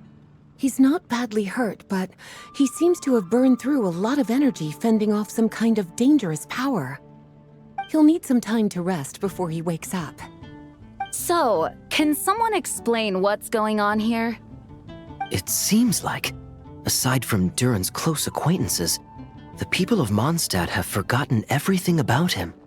How could that even happen? Worse still, the abyssal power within him is showing signs of extreme instability. Could be a separate issue, though. I'm not sure. If the abyssal power inside him spirals out of control, Mondstadt will be in grave danger. I completely agree. All right then. As acting Grand Master, I'll send a letter requesting Albedo's immediate return. Until then, the Knights will watch over Durin. That's pretty much all we can do right now. Also, allow me to look after this book for now. If you need to consult it, just drop by my office. Do you think the book might have something to do with what's happening? It's just weird that Alice still hasn't contacted us. Maybe we should head back inside the book and take another look.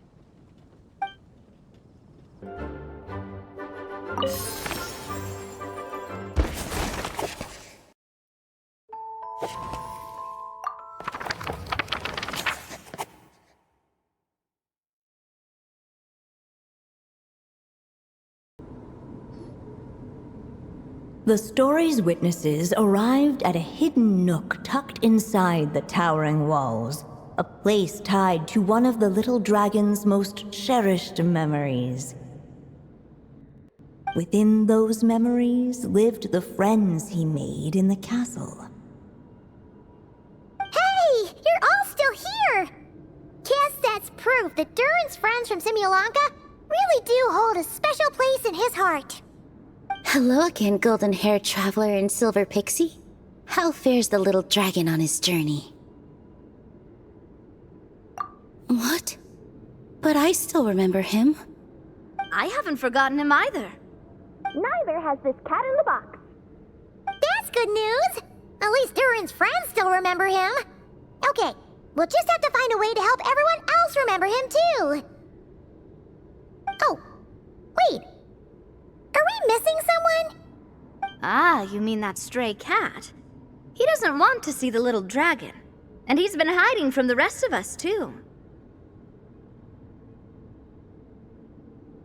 Seriously? What's his problem? He won't tell Durin what's bothering him in the real world, and now he's hiding from him in the story world too.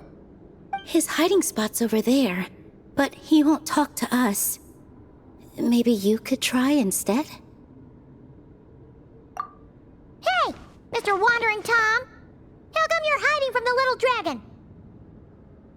You came all the way over here just to ask me that. Ha! So you can talk! You just said it yourself. A lot of people don't even remember him. Yeah? So? So don't let him get anywhere near me. What's that supposed to mean? Hey! Ugh! We're getting the silent treatment again! Jean!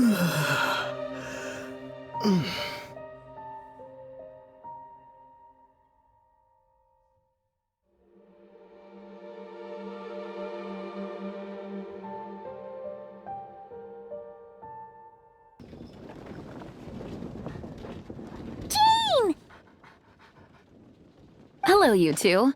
I'm glad you got my letter. Durin's awake and waiting on the bench over there. I'm here if you need help. Just give me a shout. Don't worry about us. We'll be fine. Oh, hey, you two. I just remembered what happened right before I passed out. Thanks for holding me back. I shudder to think what might have happened if you hadn't. I'm fine now. It's just...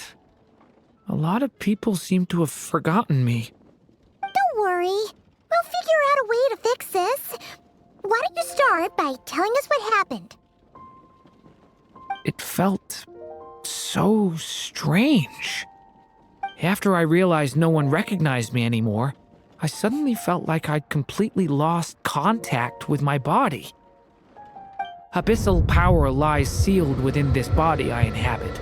So when I lost my connection to it, I lost control of that power too. It wasn't until I heard everyone calling my name that I was able to reconnect with my body. You lost contact with your body? Does that mean there's something wrong with it? Sounds like we need Albedo more than ever. I don't think the problem lies in Albedo's alchemy. Huh. But then, why are people forgetting you? Guess that's what we need to figure out.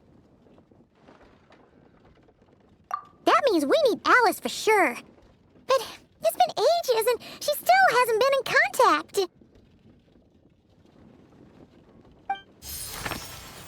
Now would be a really good time for a hint. How could the story's budding branches even hope to reach beyond the towering walls? Leaving the castle, the witch went off in search of the tallest, grandest tree in the whole world. High up in the canopy of that tree, she sought a resting place, a refuge where the little sapling might take root. Go to that place, for it was there that the sapling felt its first breath of wind. Huh? Was that another clue? Does that mean the story isn't over yet?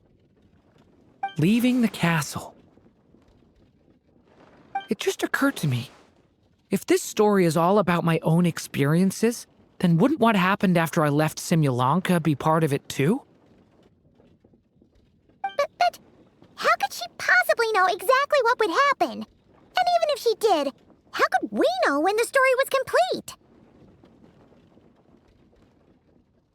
Yeah. Since we can't reach Alice right now, we'll just have to get to the bottom of this ourselves. But first, we gotta figure out where this riddle wants us to go. The tallest, grandest tree in the whole wide world. Huh. The only place that ever gave me that feeling was the one I ended up in right after leaving Simulanka. They had great coffee there, too. And so many books you'd never run out of things to read. Think about it. Our search in Mondstadt began in a library, right? Well, Sumeru City's got one of those, too. And it's absolutely huge. What do you say? Should we try looking there? Huh. That does kind of make sense. And it's not like Paimon's got a better idea. Alright, let's just give Jean and the others a heads up first. Well, it sounds like you've got a plan, so I won't interfere. All I ask is that you stay safe. Albedo won't be back for some time, and until he is, we can't know for sure how dangerous Durin might be in his current state. I'm so sorry about what happened before. Believe me, I'm not blaming you, and neither is anyone else here. If anything, it's the opposite. We're all just worried about you. Worried? About me? Come with me. I want to show you something. As soon as they heard you were awake, they all hurried over to see how you were doing. You all came to see me? A little birdie told me you're working on finishing a storybook. So maybe all those people losing their memories is just a plot twist waiting to be resolved. Miss Lisa, you always seem to know how to put my mind at ease. Please, everyone, don't worry about me. When I get back, I'll find a way to complete my mother's story, and the one we started, too. Whew. After of the library hunt in Mondstadt, it's not as if Paimon was expecting this to be easy. But this... yeah... this is something else. Where do we even begin? Even the clue this time seemed kind of cryptic. Yeah. Guess the best we can do is stay on the lookout for more weird things going on.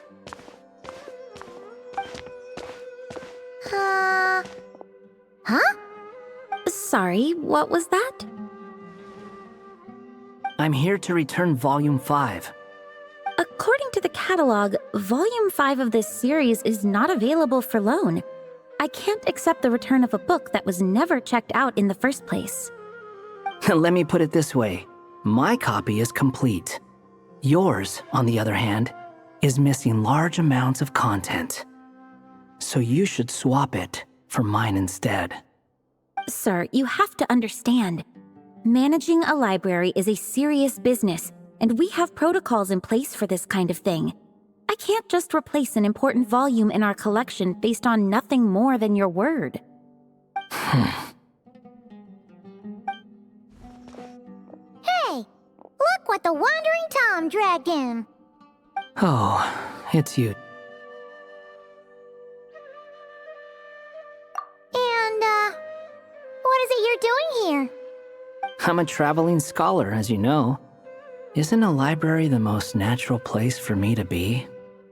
Well, the last time we saw you was all the way in Notcry. Paimon just didn't expect to suddenly see you in Sumeru, that's all. There were some things I needed to come back and take care of. Some documents had gone missing, so I tracked them down, restored them to the original condition. And now, I'm here to return them. And considering what I'm planning to do next, it feels like a weight off my shoulders. What's going on with you, huh? You look like a kicked puppy. Hat guy. At least you haven't forgotten about me. What's that supposed to mean?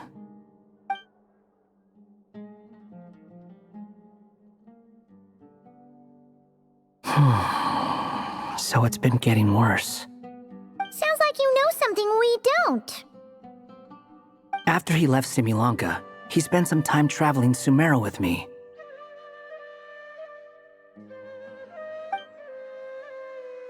I was working on several texts at the time, and I stumbled upon something strange. Anytime Durin of Simulanka was mentioned, before long, the record would disappear. Which means, all the remaining records on Durin are about the evil dragon that fell on Dragonspine. How did you even discover that?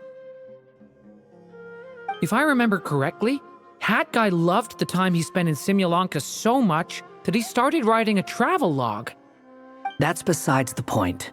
The fact is, you're not affected by the ley lines of this world. I'm sure you can grasp the implications of what that means. His case is different from mine. It's more like the world itself refuses to accept his existence. It started with a few written records, but now, it sounds like it's spread to people who never met him or didn't know him well. At this rate, the whole world might forget him altogether. The whole world? But that includes all my friends in Mondstadt, and even Hat Guy, too. So that's what you've been worried about all this time? Why didn't you just tell me? There are more important questions right now, like figuring out how to fix this.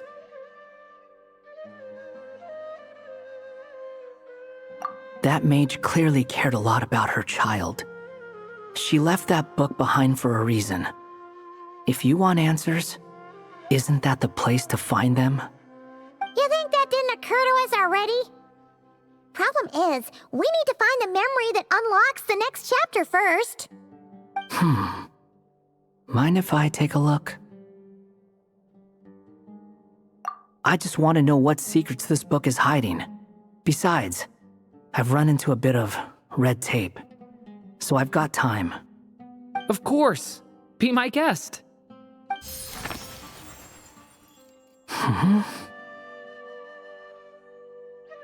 So, the we've been looking for was about you all along?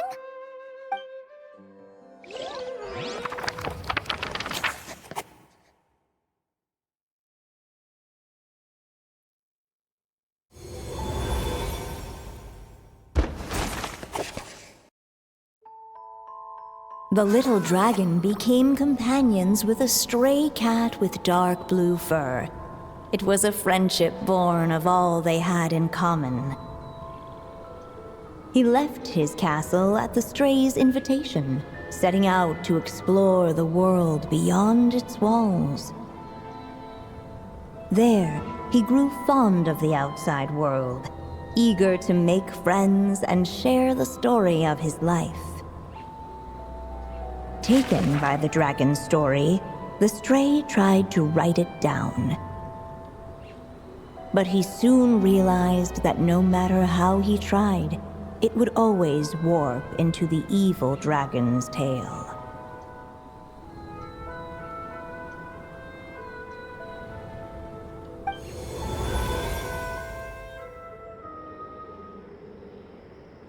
So, this is the world where this chapter takes place? Looks like we're at the top of some kind of gigantic tree. This one must be about what happened to me when I first arrived in Tevat. No wonder the memory that unlocked it was about Hat Guy. Most of my memories from that period were. Hold on. Anyone want to explain how I ended up looking like this? Maybe you've become a character in the story too.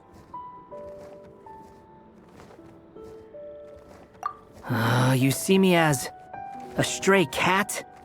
A wandering Tom, to be exact. You should count yourself lucky. Of all Durin's friends, your character is by far the most memorable. Maybe it's because I've known Hat Guy for longer, so my impression of him is more vivid than the others. Vivid? Then how come you haven't changed one bit? Guess that means the impression the Traveler left was so vivid, it didn't need changing.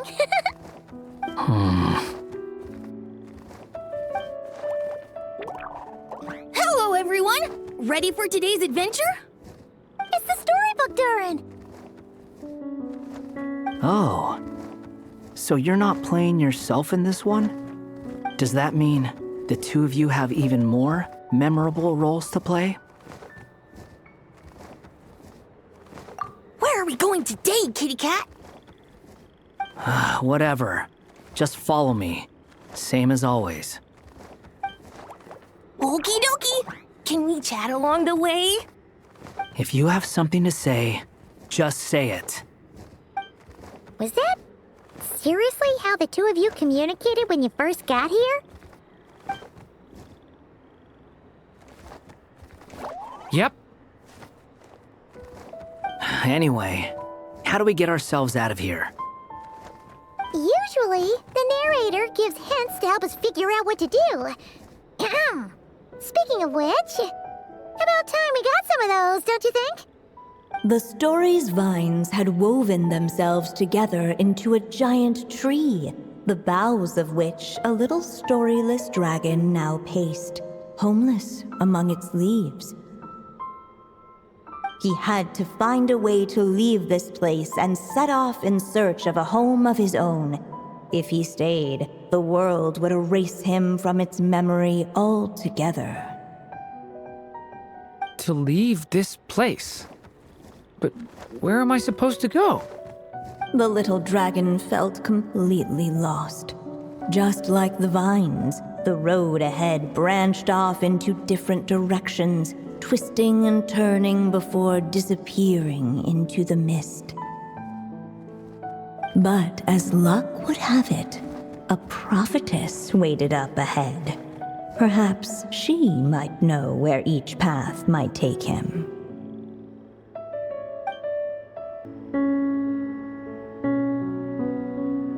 Oh, you must be the little lost dragon. It's true. My friends and I are lost. This meeting was no accident. The prophetess was in fact the seer witch. here to present her promised gift. The Seer Witch. Oh yeah! That's Mona's teacher, right? The old hag? Insolent child. I am the Seer Witch, your prophetess, not some old hag. Sorry! Now, little lost dragon, I have come to bestow the gift I once promised. A prophecy. A prophecy? Hear me now, for my prophecy is this. One day, the dragon from beyond the castle shall be reborn, and none may avert its coming. The wind took the prophecy and swept it off into the distance.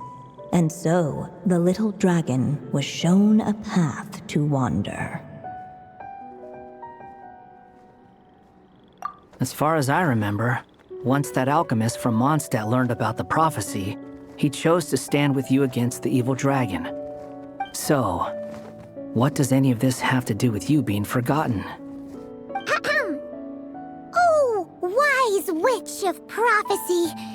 Could we trouble you with another question? As enigmatic as she was elegant, the Seer Witch spoke no more, for her thoughts had long since returned to the starry firmament above. Just when we actually needed her.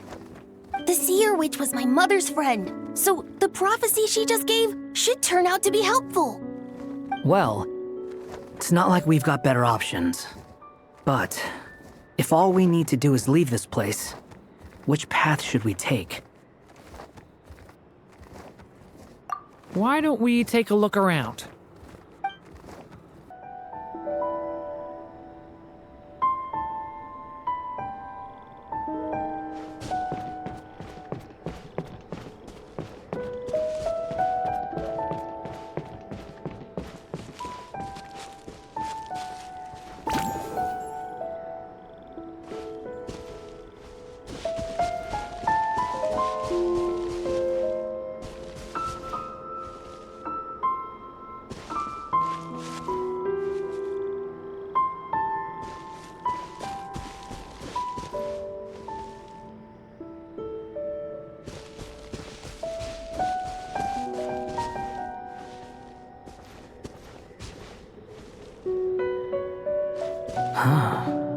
Looks like there's another path over here.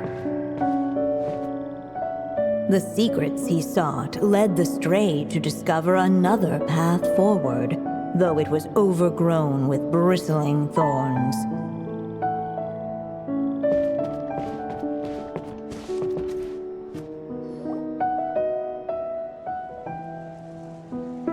It seemed to lead away from this place, but each time he tried to follow it, the branches of the tail sent him back to the start.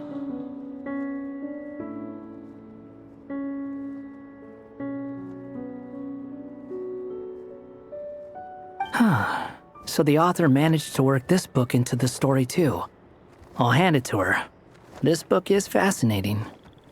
What's going on here? When I first realized you were being forgotten by the world, I thought it might be because you spent too much time with me. In which case, the only hope of a cure would be to cut our ties for good. What makes you think that? Once upon a time, the stray tore apart his own story and was forgotten by the world beyond the castle. He believed the story had cursed him, and that his misfortune had rubbed off upon the little dragon. The story's curse.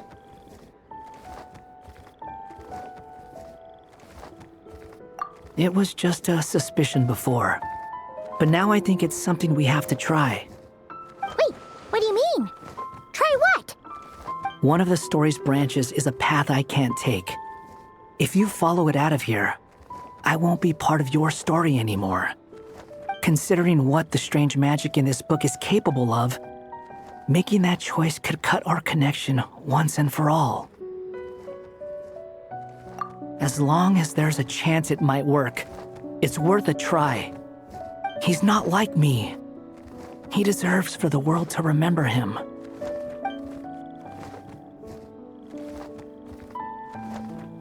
Well, maybe Hat Guy has his reasons for thinking that way, but that's not the kind of decision I can make so easily.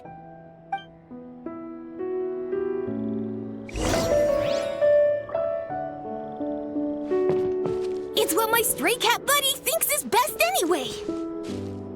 Hat Guy. It's worth a shot. Just don't let this world forget who you are.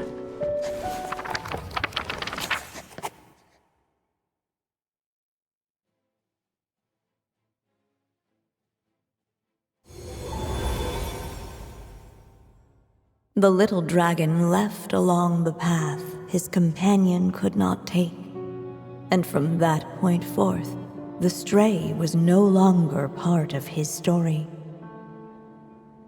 Yet his memories of the stray were an indispensable part of his tale. With the stray gone, the story lost the very spark that had first set it in motion. In the end, the little dragon's story faded into nothingness, and in the world beyond the castle, only the evil dragon's tale endured. Who am I? Is this me? And so the story ended, with the little dragon fading from sight, leaving nothing but the evil dragon's shadow in his place. Oh no! But Durin! Ugh! Way to go, Hat Guy!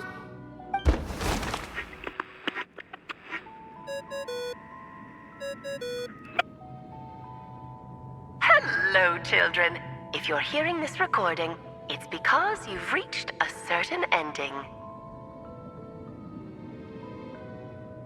You may have noticed that little Durin's experiences have been written into the pages of this book. Well, you should know that in the same way, its ending will also be written onto him. So be careful, because triggering a bad ending could be somewhat problematic. Let me guess, you're upset that I didn't warn you earlier? Don't worry, though. I've thought it all through. I built a very special feature into this book, just for you, the witnesses of this tale. So, go ahead. See if you can turn back the pages. If you're not happy with the ending you've reached, just flip back a few pages and let the tale unfold once more.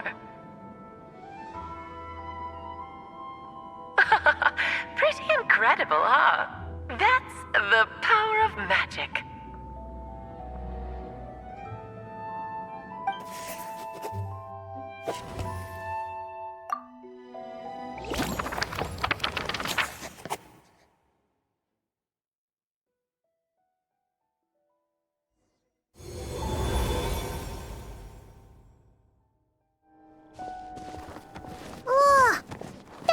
Was awful. No way we're picking that path again. What are you even talking about? Hurry up and pick a path so we can get out of here. Let's pick one together. Sounds like the others aren't aware of what just happened. But Paimon's not sure how we'd even explain it. Guess all we can do is warn them if they're about to choose wrong again.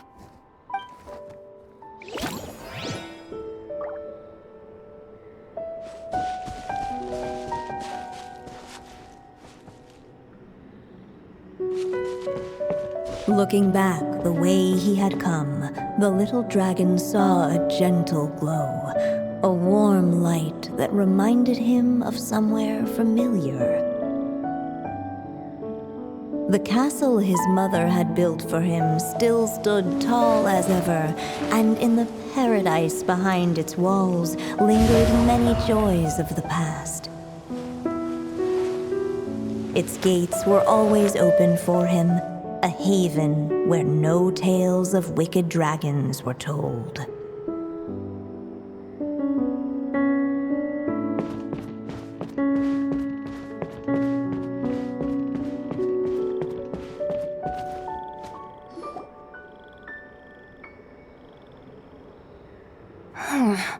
Returning to the castle? Huh. Well, that's an interesting thought.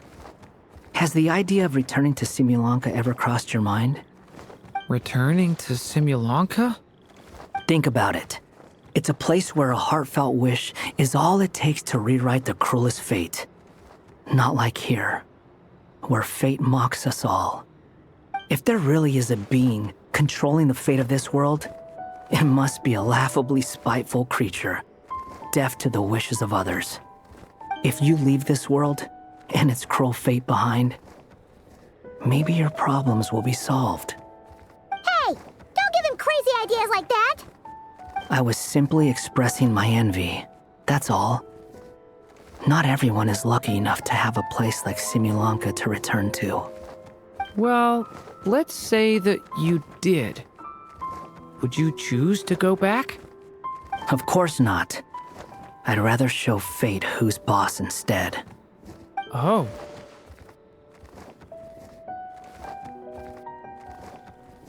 I just need some time to think this over.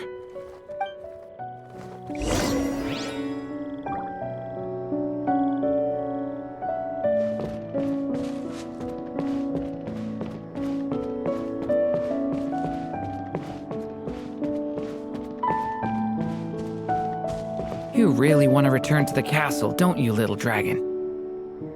When you're there, no problem ever feels too big for you to solve.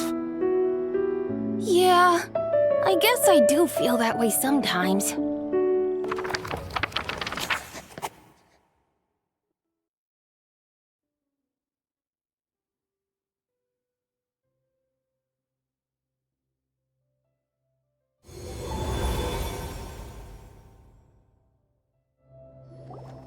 As the little dragon slipped back inside the castle's walls, the clamor of the outside world fell away.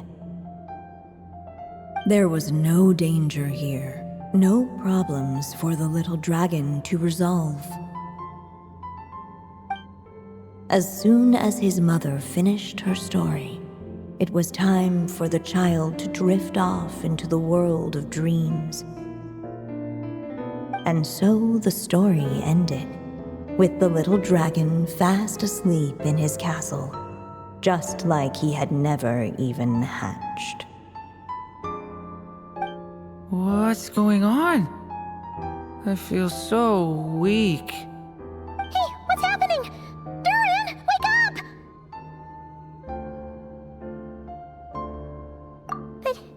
But, this can't be how it ends!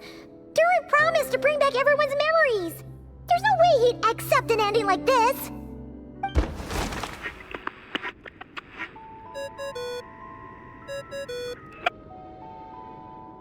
Remember, if you're unhappy with this ending, try thinking of a way around it.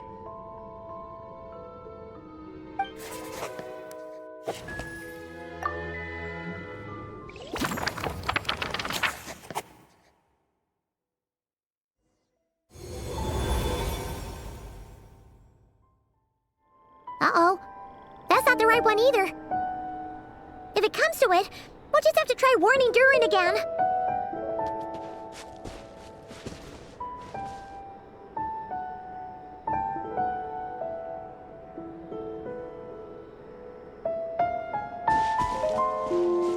The wind kept blowing, but the little dragon had not yet resolved to follow it.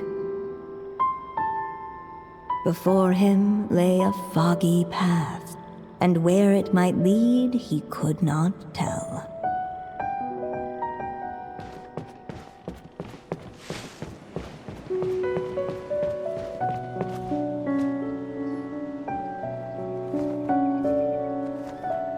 If we go this way, we'll be heading back to Mondstadt, just like we planned. Out of all the options so far, this seems like the safest, right? At least we know what happens next. He helps stop the evil dragon from returning, gets a new body, makes a whole bunch of friends, who all just forget about him. But you didn't forget, Hat Guy. I'm just saying, choosing this path wouldn't solve the main problem. You'd still end up being forgotten. Huh.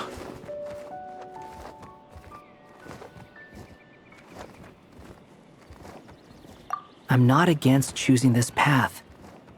I just wonder what secrets it might be hiding. Let me think about it.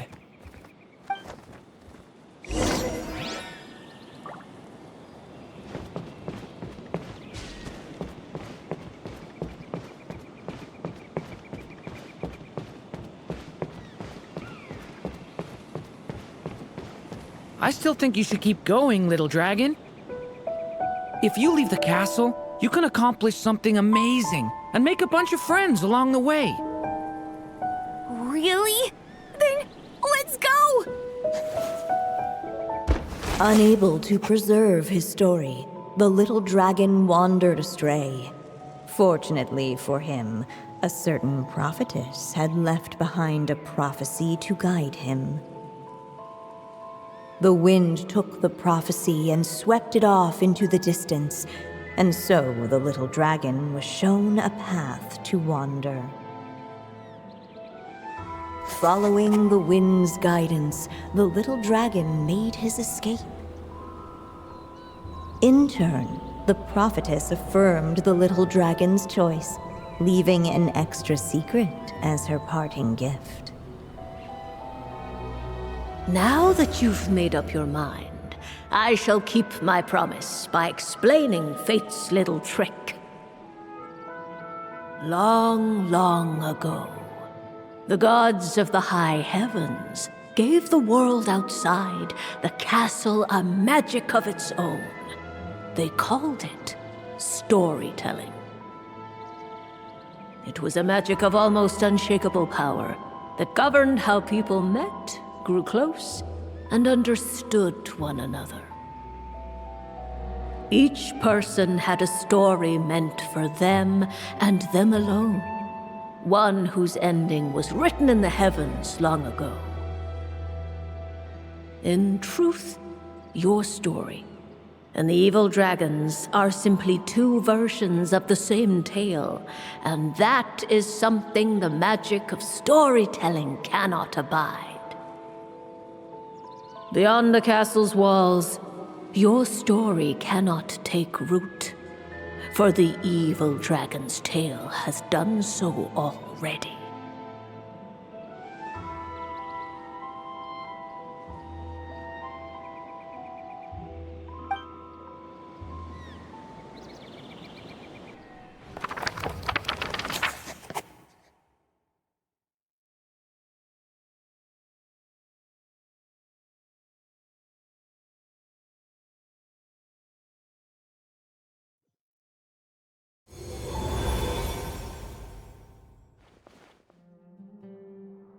So, that was the secret?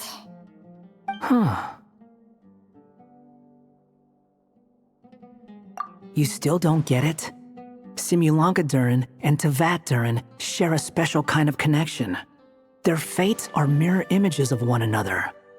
While they were in two separate worlds, there may have been some mutual influence, but their fates were independent.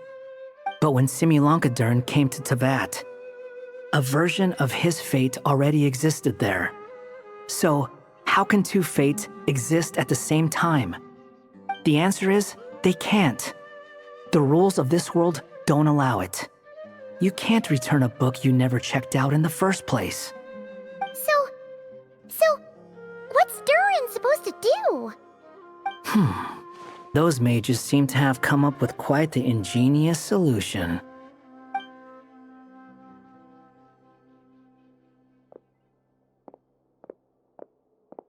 I'm here to make a return.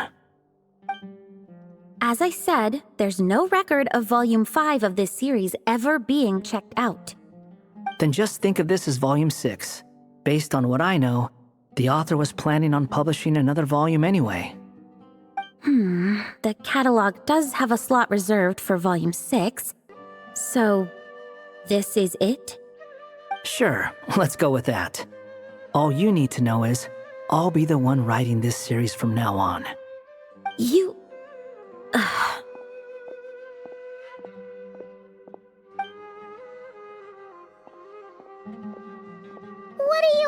this time? Remember the red tape I mentioned before? Well, I just took care of it. Now, I guess you'll be off to see your alchemist friend? It should be pretty obvious by now. He has the answers you're looking for. Well, we do have a whole bunch of things to confirm with Albedo, that's for sure. But didn't Jean say he'd be gone for quite a while? I'll join you. Just let me know when it's time to go. Hat guy? Don't sound so surprised. I'm part of this story too, aren't I? I'm just playing my role. Well, yeah. But it's not that. I just feel like you want to help, but something's holding you back. When I first realized you were being forgotten by the world, I thought it might be because you spent too much time with me. I even thought cutting our ties might be the only way to fix it. Why would you think that?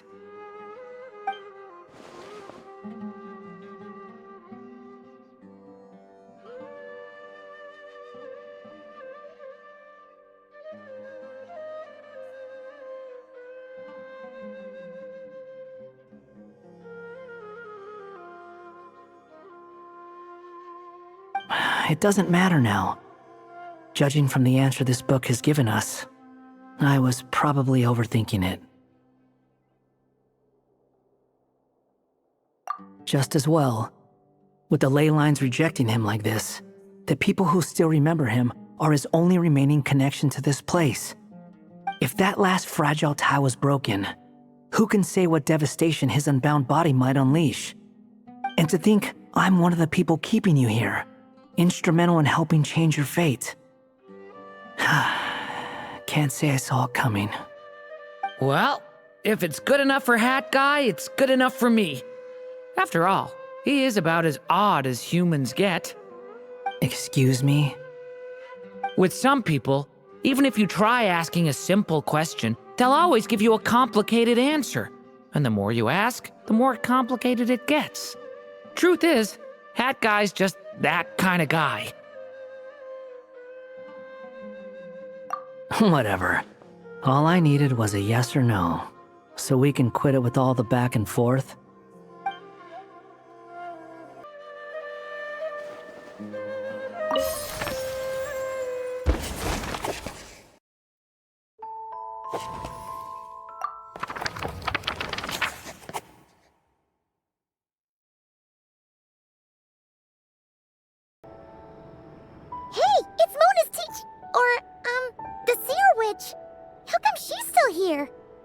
Who goes there? Can you not see? I am busy stargazing. Hey, since we've got the chance, why don't we ask her to read our fortunes too?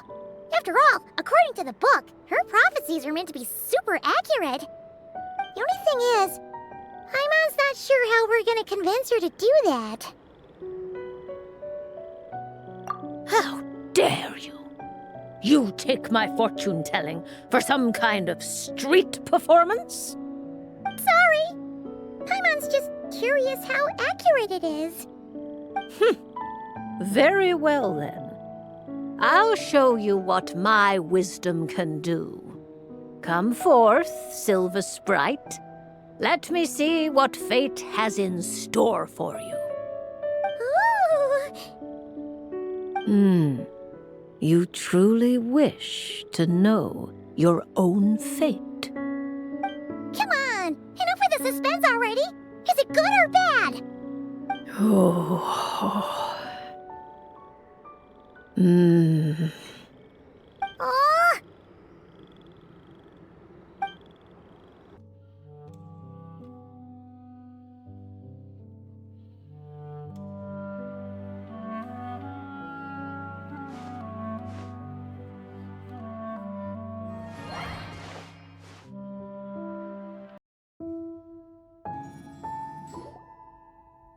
So this is the other Durin, huh?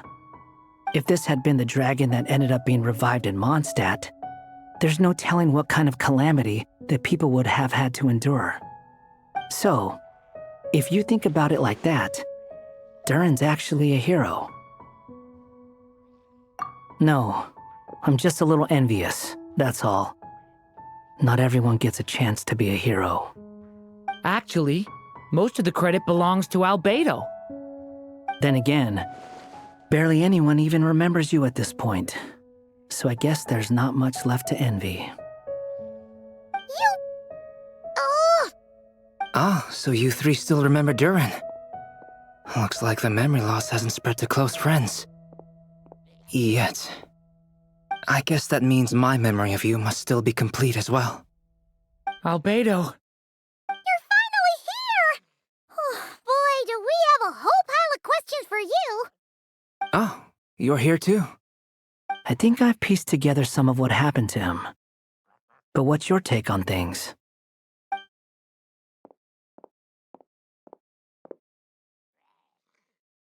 Master Jean filled me in on what happened, and I've got a few theories. But let's get on the same page first.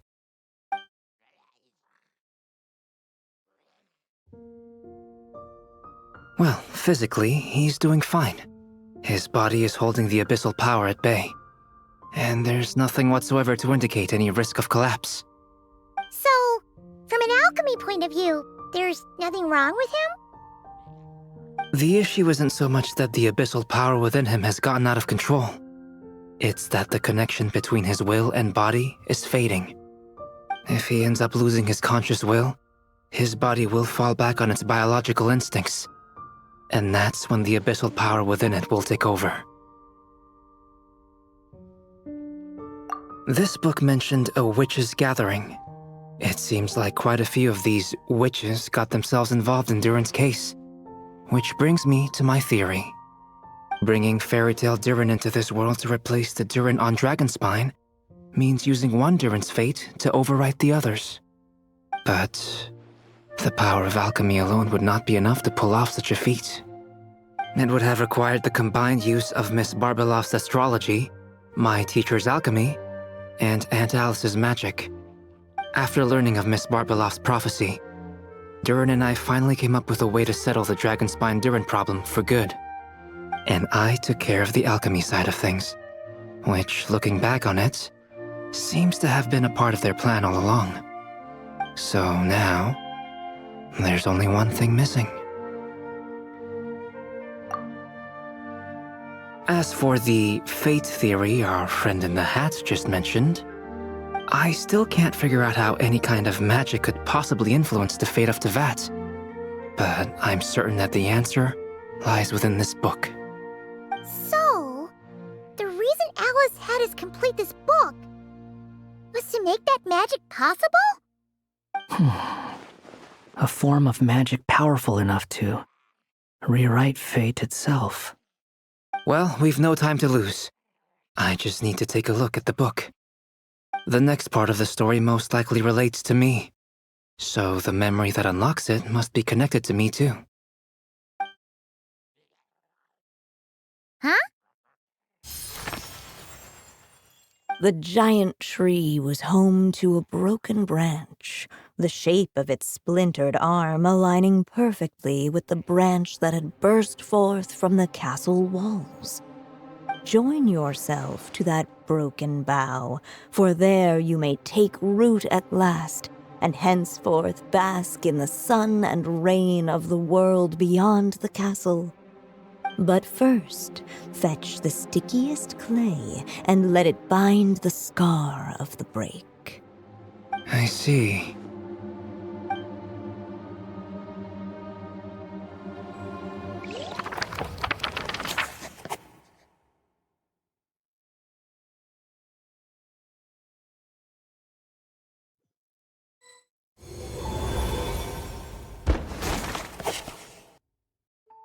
Guided by the breeze, the little dragon arrived at an alchemist's workshop. There he was greeted by a clay figure, a child molded by the sage witch's hands. Though gentle in appearance, he had inherited his mother's cold, sharp wisdom. And he was determined to avert the calamity the evil dragon would bring. And so was his helper, none other than the little dragon himself.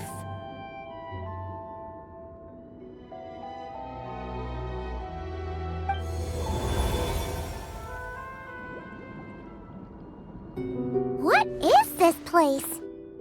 It looks like it's modeled after an alchemist's workshop. Or rather, a cliched stereotype of one. Albedo? Hold on. Why do I look like this? Oh, yeah! We forgot to tell you.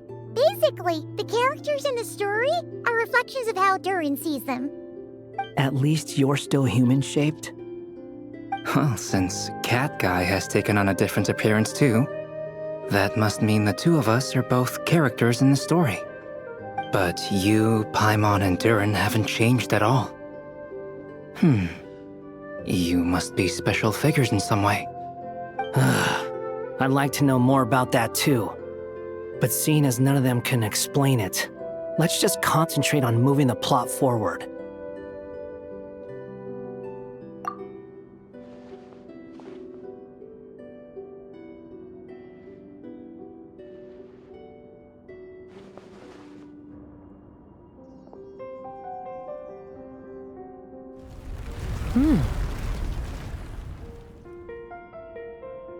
And just like that, the group stumbled upon a hidden passageway.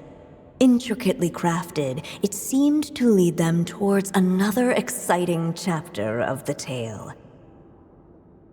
Come on! What are we waiting for? Next chapter, here we come! Ouch! But this was a chapter that had not yet been written. Ahead of them was a storyless void, and they could go no further. What? Then what's the point of having a path here? Sounds like a pretty bad habit for a writer.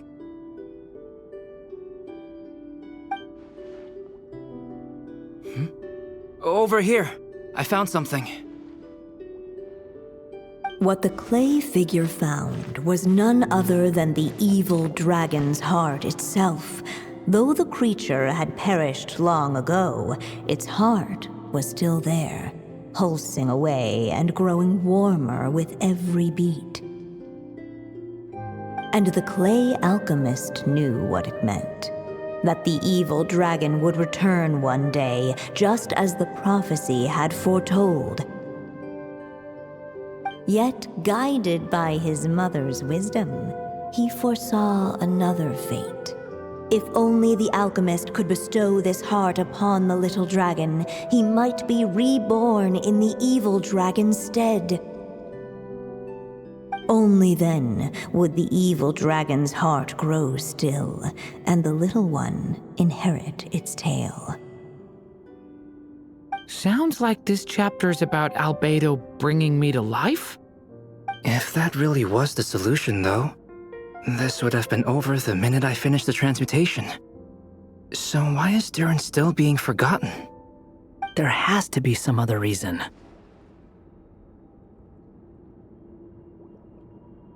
Yeah, I'd like to explore the area a bit more.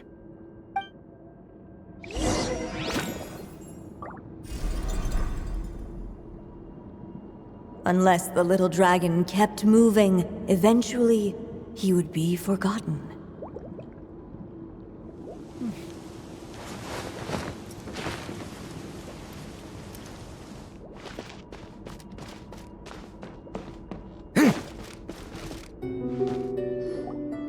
If we go this way, we'll be returning to the castle. Returning to the castle. Yeah, you'll just be hiding from your problems and pretending like none of this ever happened. Is that really what you want, Durin? I see.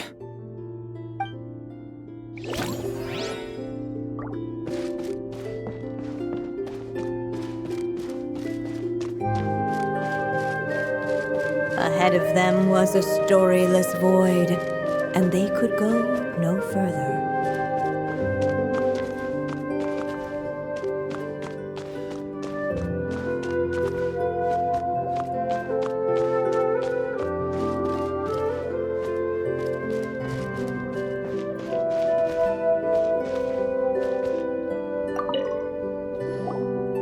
Do you think we could just destroy it?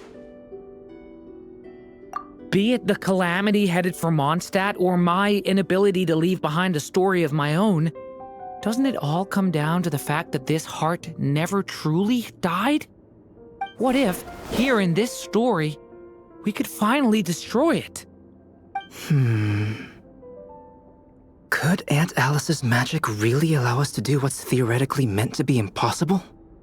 Either way, it's an intriguing idea. I'm not opposed to giving it a shot. Durin! It's just... I'm still afraid someday, even you guys will end up forgetting me. If there's even the slightest chance it'll prevent that, I'm willing to try anything. But I'm not sure if I can destroy it on my own. Chances are, I'm gonna need your help again. So please, everyone, help me destroy this heart, once and for all!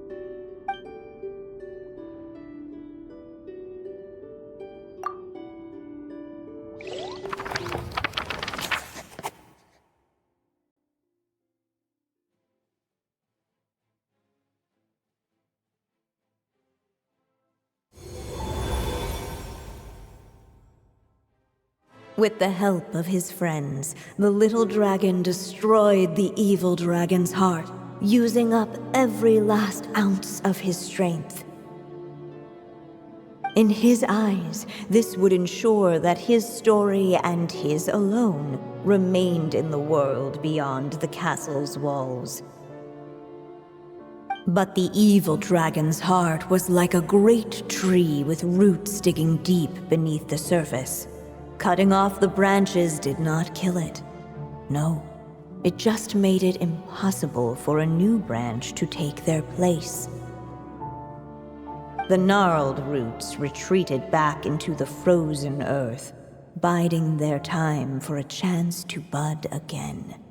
Cut off from their source, the rootless branches above the surface slowly withered away. The little dragon's story faded into nothingness, and in the world beyond the castle, only the evil dragon's tale endured. Who am I? Is this me? And so the story ended, with the little dragon fading from sight, leaving nothing but the evil dragon's shadow in his place. Oh no! That means Durin! What do we do now?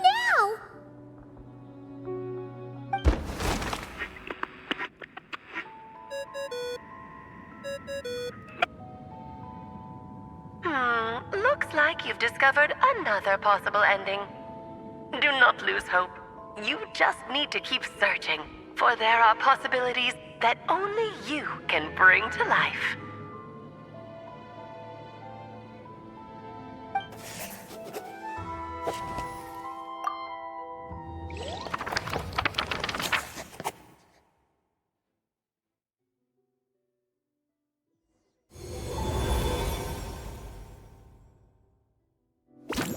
Unless the little dragon kept moving, eventually he would be forgotten.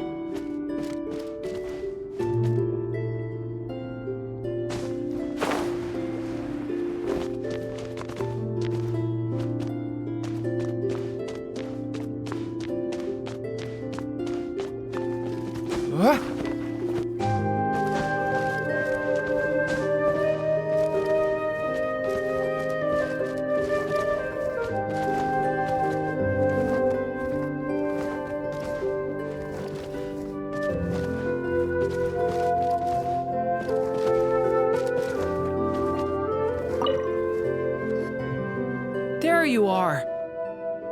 Oh, hello there. Hey, it's Mini Durin again! What are you doing holed up in here? I was worried I'd scare everyone off, so I've been hiding out here all this time. You must be really nervous, huh? I guess I am a little nervous, but I'm also excited. I'm gonna get to stop the evil dragon and even become a human! It's all thanks to that clay man. He's the one who talked me into it. And once I'm a human, I'll be able to make loads of friends and do tons of important things! You'll make lots of friends, that's for sure. And go on many unforgettable adventures. I'm so glad to hear it! The only thing is, the clay man said becoming human isn't gonna be easy. So I'm feeling a little anxious too. He's right about that. Even if you manage to become a human, there will always be tougher challenges on the road ahead. Really? But even so, your friends will be there to help you. Oh? Then I'm not afraid. Funny, isn't it? After talking to you, I'm not afraid anymore either. So, are you ready now? Yep, I'm ready to become a human. What the clay figure found was none other than the evil dragon's heart itself. Though the creature had perished long ago, its heart was still there, pulsing away and growing warmer with every beat. And the clay alchemist knew what it meant. That the evil dragon would return one day, just as the prophecy had foretold. Yet, guided by his mother's wisdom, he foresaw another fate. If only the alchemist could bestow this heart upon the little dragon, he might be reborn in the evil dragon's stead. Only then would the evil dragon's heart grow still, and the little one inherit its tale. At last, the little dragon accepted the evil dragon's heart, and a new life came into being. The evil dragon's heart beat in his chest, and the little dragon's soul guided him forward. Thus did the prophecy hold true, even as fate had been rewritten, and so was the little dragon born anew.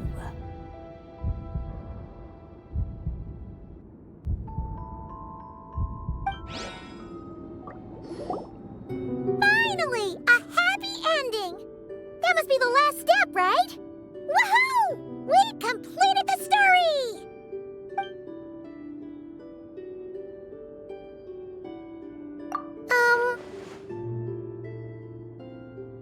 Born anew, the little dragon set off once more, his story far from over. Huh? So, that wasn't the end? What comes next might be the most crucial part of all. The real last step. If fate really is as devious as they say, then I say, show us what you've got. Wow! You're all so serious all of a sudden.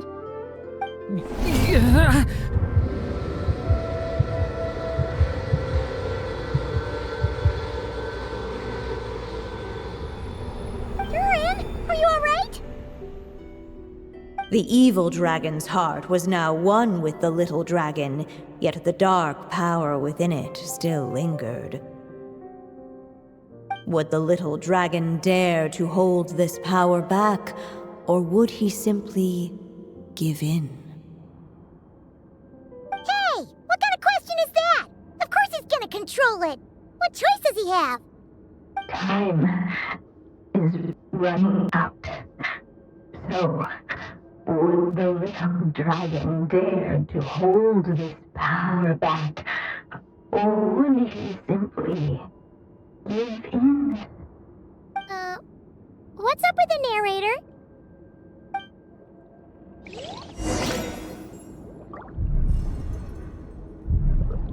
Would he dare to hold this power back, or would he simply give in?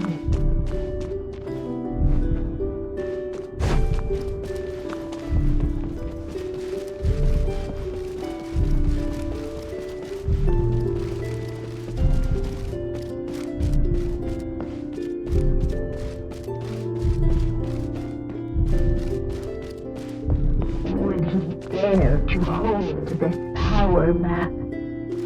Or would he simply live in it?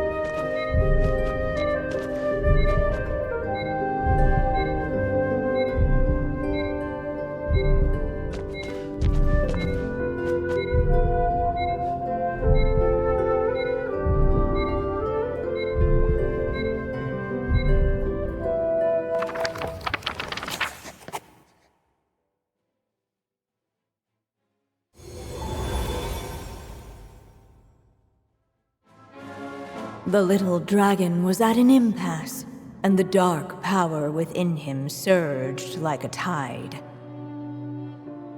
Unchecked, the darkness engulfed everything around it, including the little dragon's soul. The little dragon's story faded into nothingness, and in the world beyond the castle, only the evil dragon's tale endured. Is this me? And so the story ended, with the little dragon fading from sight, leaving nothing but the evil dragon's shadow in his place. Oh no! That means Durin... What do we do now?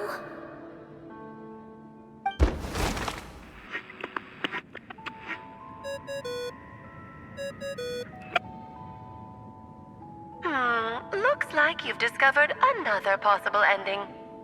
Do not lose hope. You just need to keep searching, for there are possibilities that only you can bring to life.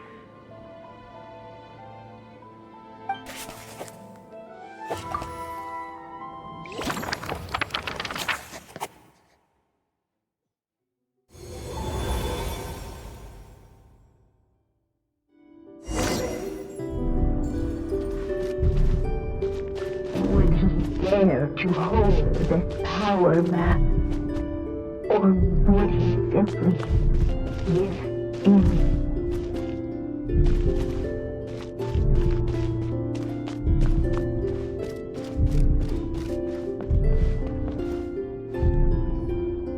The little dragon and his companions blank again.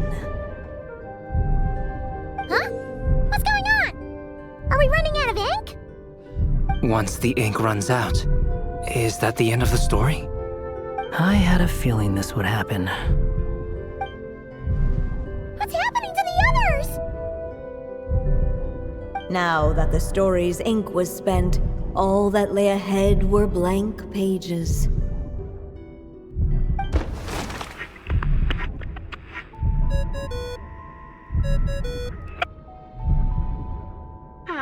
Looks like you've discovered another possible ending. Do not lose hope. You just need to keep searching, for there are possibilities that only you can bring to life.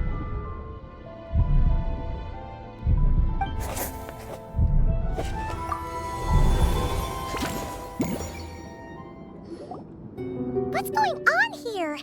Why isn't the story letting Durin just suppress the abyssal power? It keeps getting stuck.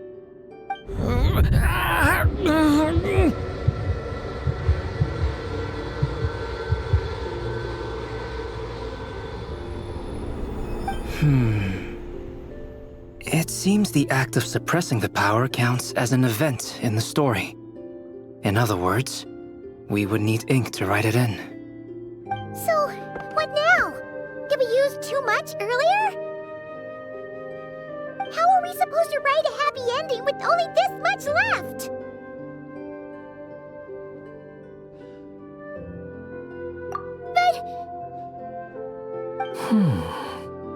Well, this is Durin's story. As long as he's alive and well, why should it end? If there really is such a direct correlation between the story and his fate, I may have a potential hypothesis. Durin was, and still is in essence, a storybook character, written into being by M. From the moment he was born, he has always dwelt within her story. And I suspect it has remained the case, even after his arrival in Tevat. Reviving Durin in the evil dragon's place was an act of grafting this Durin story onto the latter's fate. In essence, that is how his fate was rewritten. But there is a fundamental difference between a being's story and its fate. As Miss Barbeloth reminded us, the fate of every living being in Teyvat has been woven into the fabric of time. Its most natural path, therefore, is to proceed along its given track. But Durin's story, on the other hand...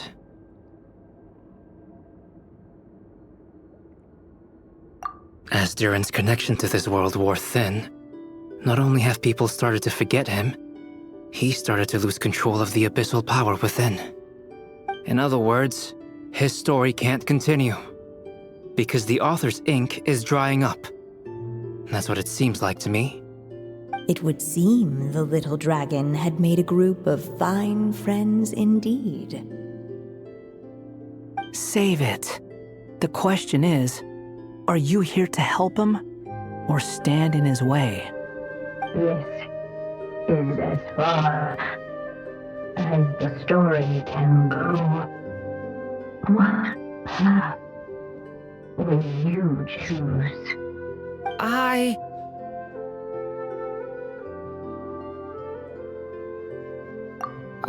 suppose the final decision is up to me. It's hard to believe I never actually left my mother's story. If that's true, I'd like to go there and see for myself. By there, I take it you mean the blank pages of the unwritten chapter ahead? But we still don't even know how Alice's magic works. If Durin belongs inside the story, then going outside of it to some unwritten part, isn't it too risky? I'm not afraid. I second that. It would seem this is one answer you need to go seize for yourself. So be it. Whatever obstacles stand in your way, we'll tear them down together.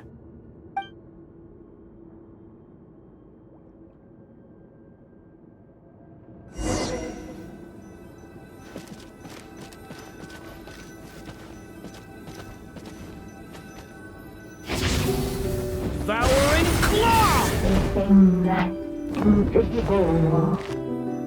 It was as if the little dragon was staring at the uncrossable edge of existence itself. And all of a sudden, it began to fracture, as if struck by some transcendent will.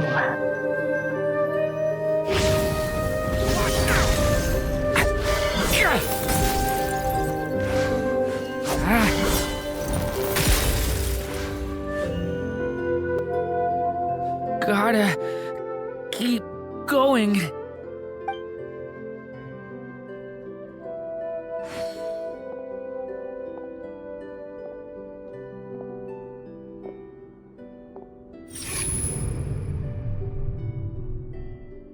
Ahead lies only a stormless void. My consciousness is slipping away. Keep going, Durin. A pure soul is your essence, not an empty void. I feel so weak. Stand tall, Durin. You are not some amorphous idea. The body I made for you is flesh and bone. Am I truly alive? Yes, Durin, but you must keep going. You're as alive and real as I am.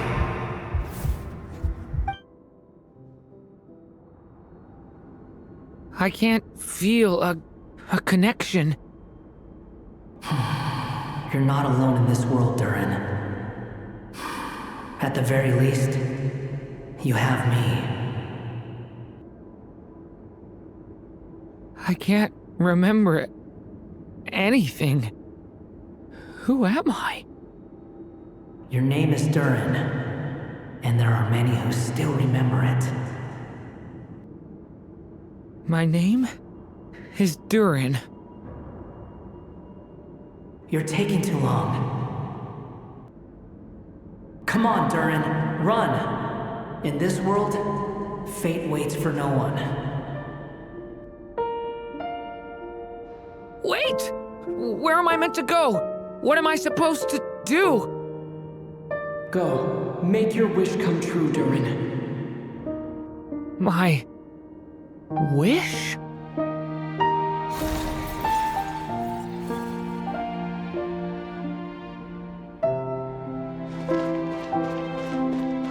Your story's not over yet.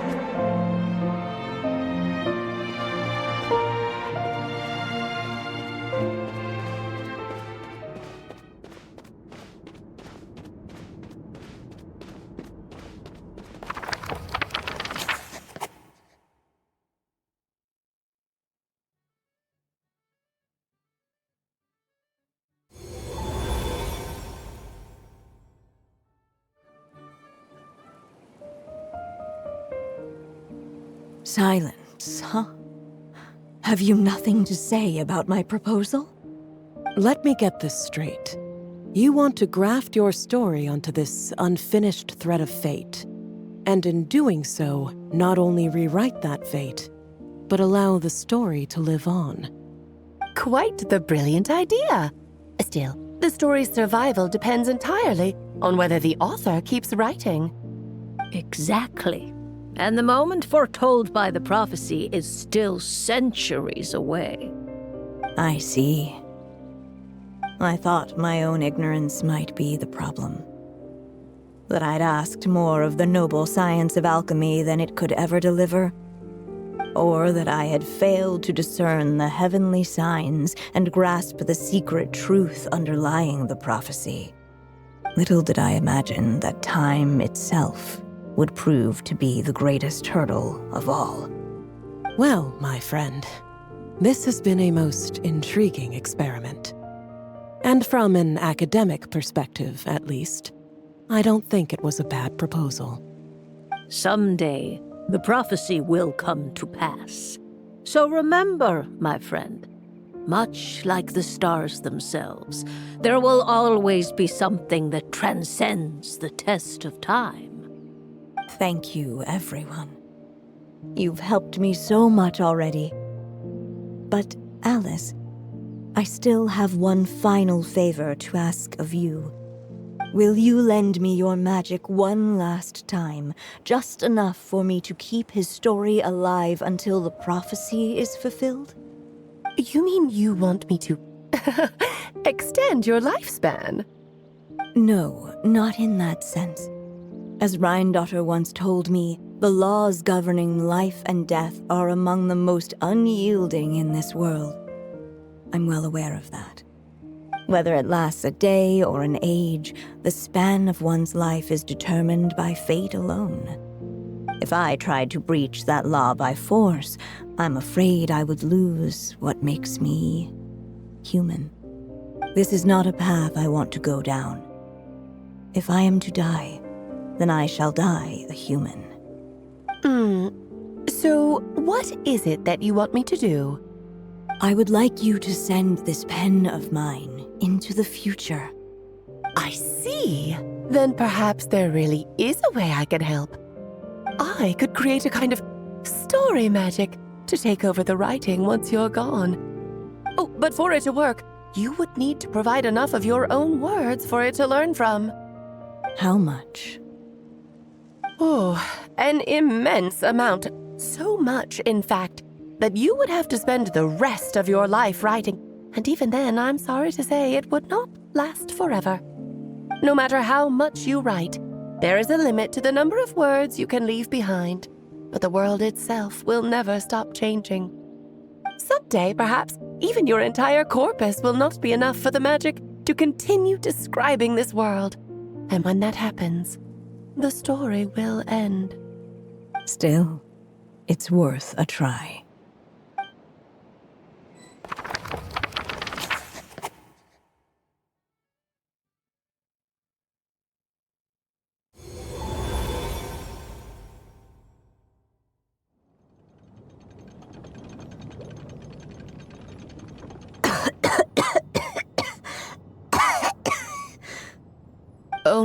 dear Anya.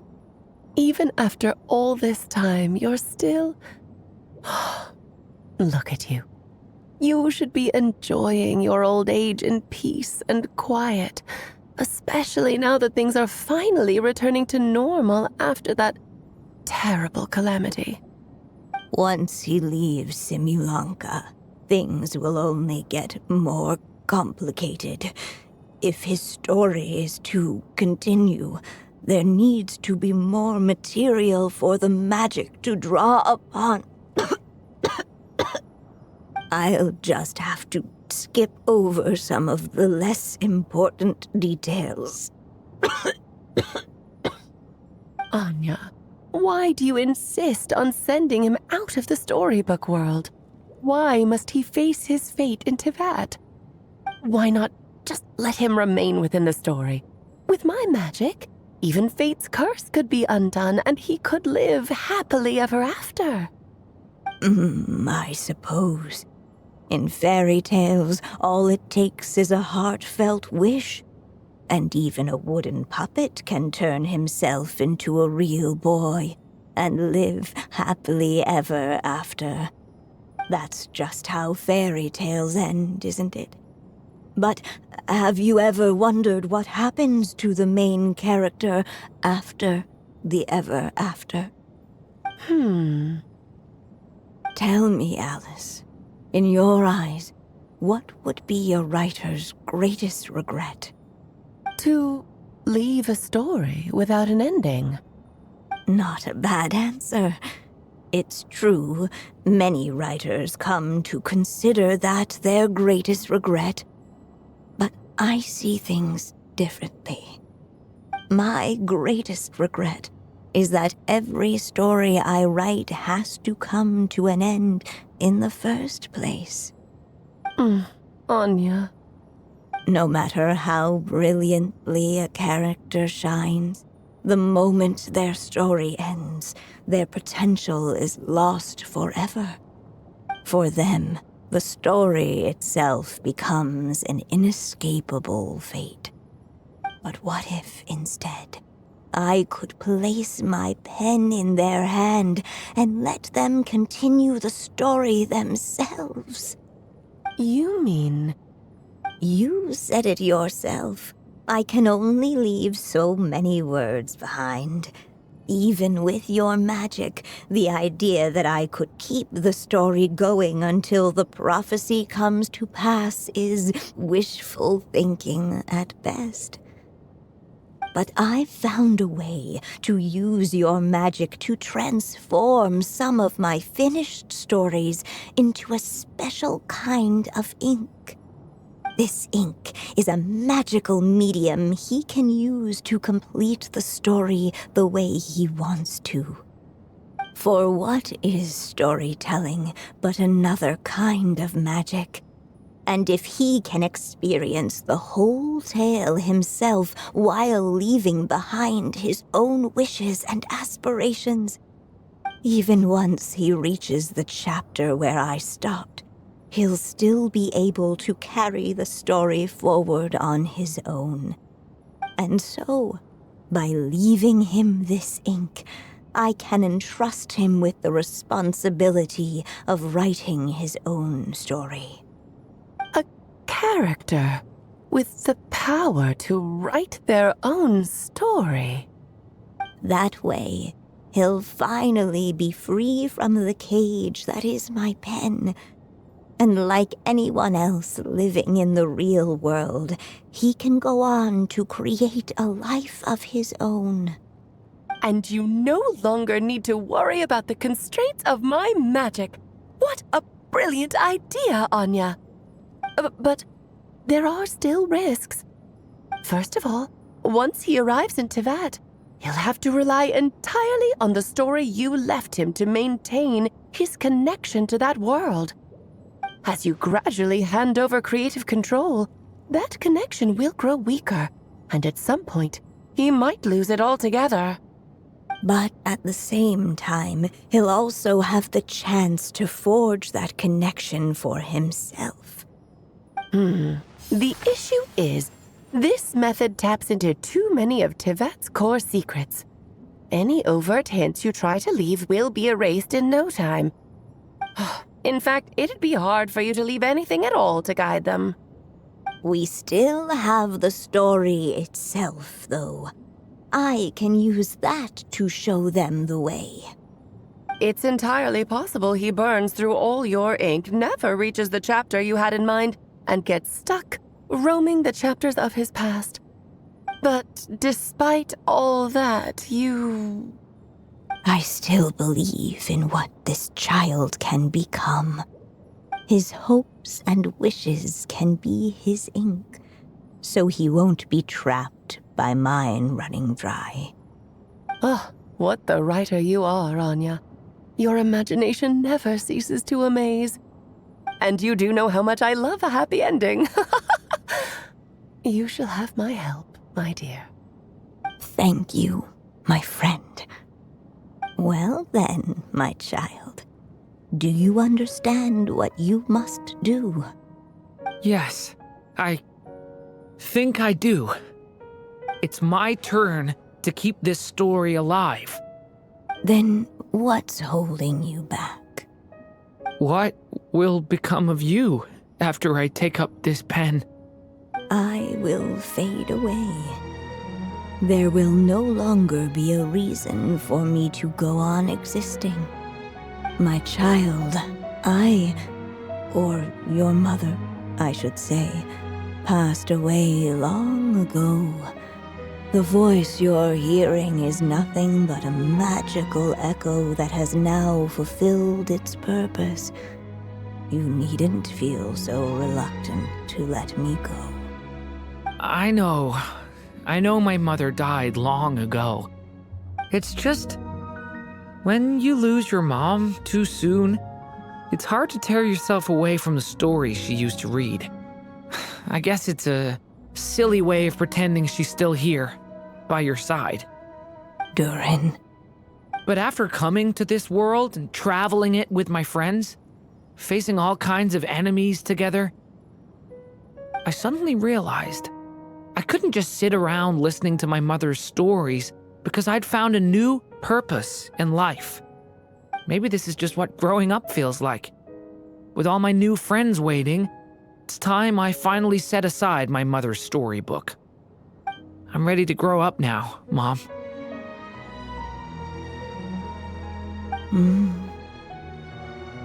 Then take this.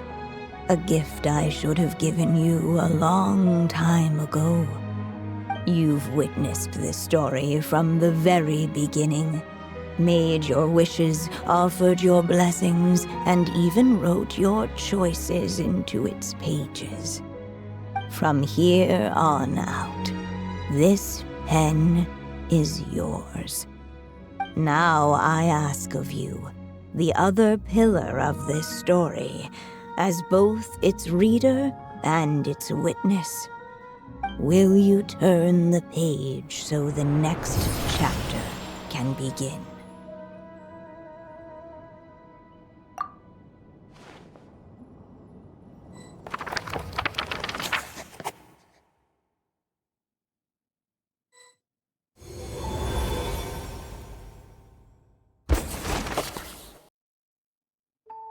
Suddenly, and without warning, the powers of darkness struck.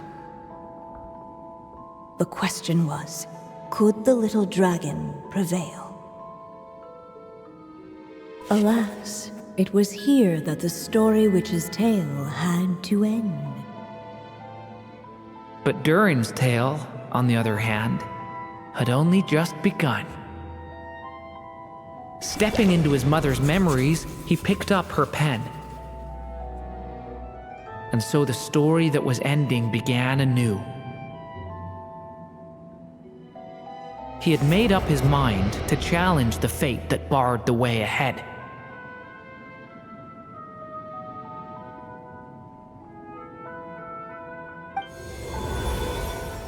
Looks like this is the final step. A chance to strike back at fate? Now that's not something that comes knocking every day.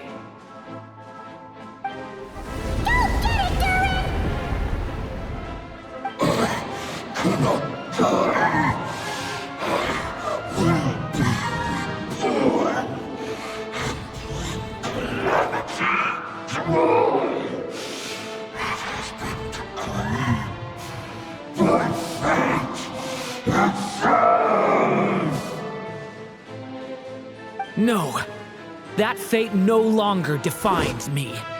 In the end, only my story shall endure.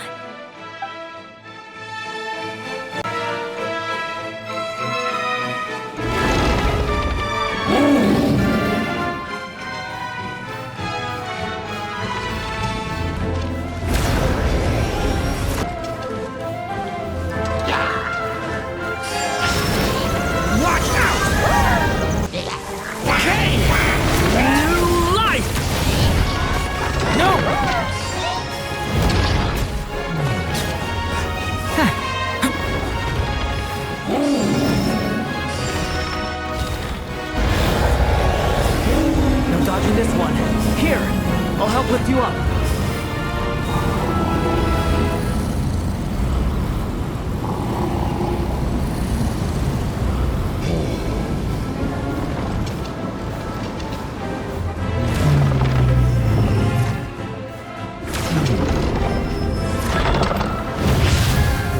Only my story shall endure.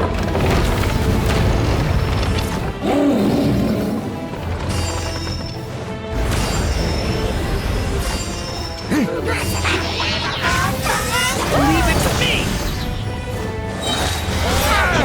King! New life! Absurd!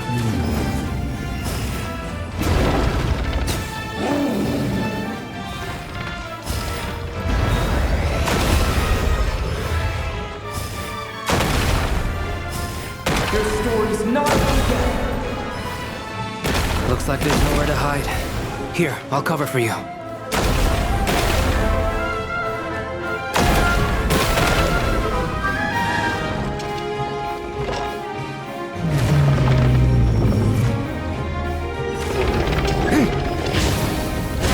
This time, the light prevails.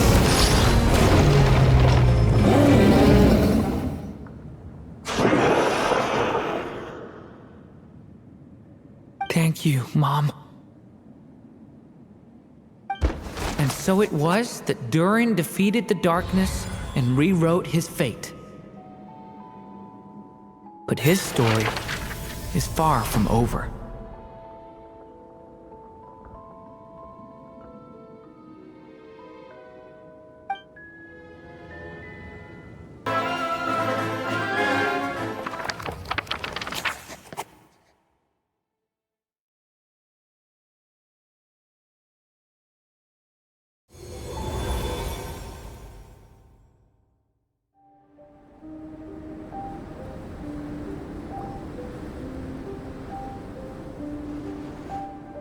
Is everyone okay? We're fine, thanks. And hey, we all saw how you fought back there. That was awesome! I have to admit, I do feel like something in me has changed. I owe you all so much. Without your help, I don't know if I could have ever made it this far. Just a shame I could only help out from the sidelines. Like I said before, it's not every day that you get to put fate in its place. Well, I'm sure you'll hear it someday. Hear what? The chance to strike back at fate knocking at your door. Yeah, maybe someday. Allow me to just check one thing.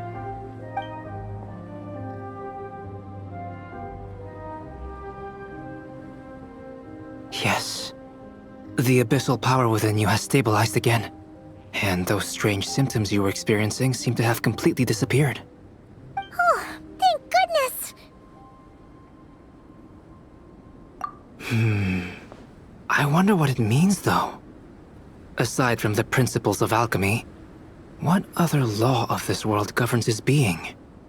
Look, it all turned out fine, so just leave it at that. Now that this one's out of danger, it's time for me to get out of here. You're leaving so soon? Don't humans usually throw a party after something like this? A party? Do I look like that kind of guy? Anyway, come find me again next time you're in trouble. That's what friends are for, right? In a way, though, he is right. This is Durin's moment to celebrate, not the time for academic discussions. Hey, I don't blame you for asking. And honestly, I'd be perfectly happy to talk about it. It's just, I wouldn't even know where to start. It's all right. I'm sure we'll get a chance at some point. After all, your story's only just begun. All right then. Traveler and Paimon, we'll part ways here. Given the extraordinary nature of the things we witnessed today, I need to make sure it's all recorded properly. Okay, see ya! So, it's party time next! Huh?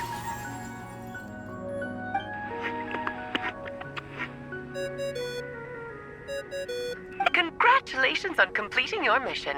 Now then, as per our agreement, it's about time you returned that book. She must have known the moment we finished! Just like she said she would!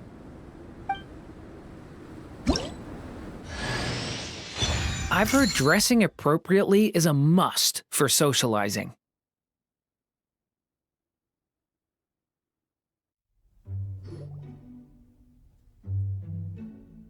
Oh, my writer and witness. It's been quite the journey, hasn't it? You had special plans for the Traveler from the start, didn't you? But of course, that goes without saying. For a story to live on, it needs both a writer and a reader. Only then can my magic take effect. I chose the Traveler as the witness because of the special nature of who he is. It's not easy finding someone with that kind of background, you know.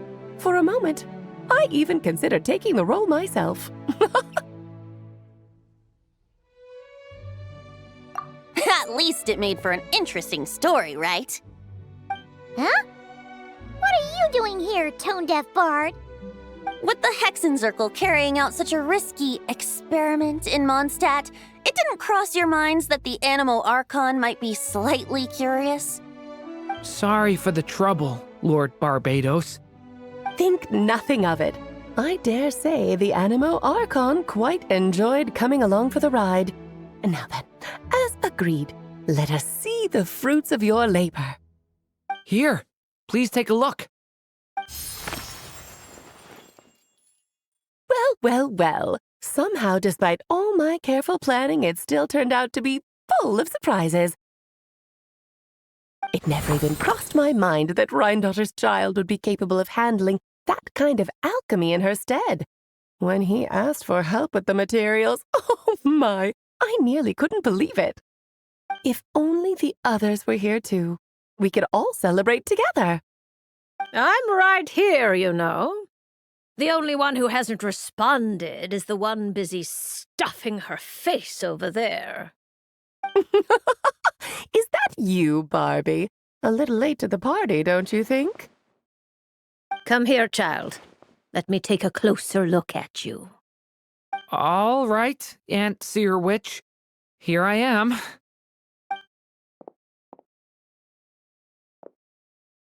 Just as I thought. This child's fate does not appear among the stars. Anya has accomplished what almost no one before her could. What does that mean? Child, all you need to know is that you're very lucky indeed. Oh.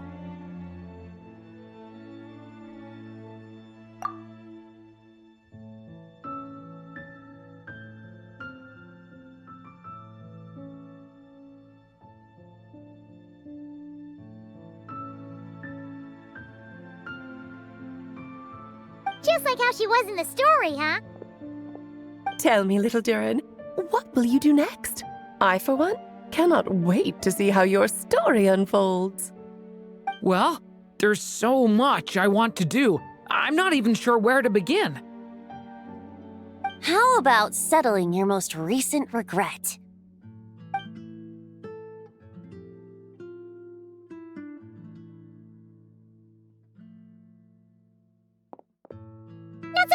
tone deaf bard.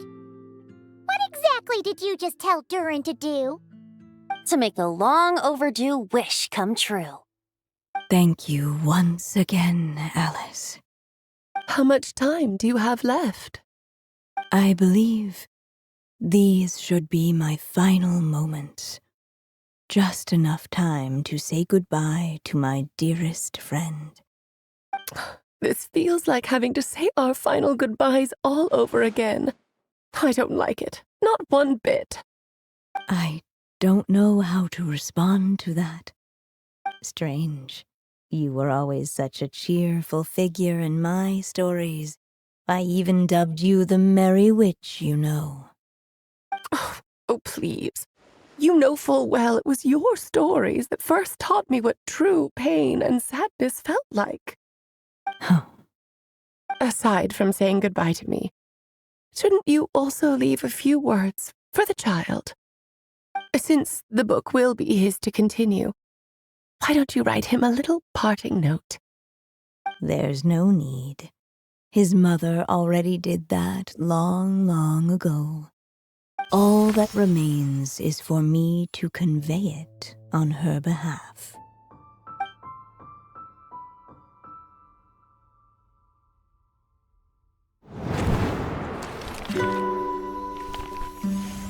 My child, these may be the last words I get to leave you. I've always thought of the characters in my stories as my children, loving each one of them, just like a mother would. But you are the most extraordinary of them all. You alone can defy the fate of this world and write the perfect ending to my story. You alone shall leave these pages for a future I will not see. Still I say to you, fly, my sweet child.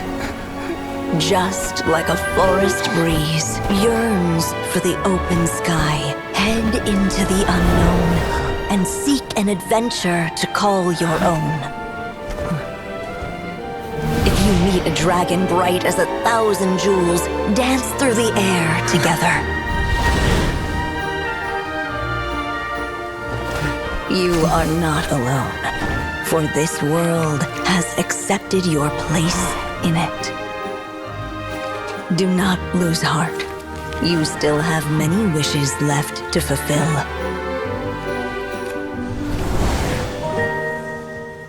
A long tale awaits you, my love. Let songs and flowers be the ink that fills its pages.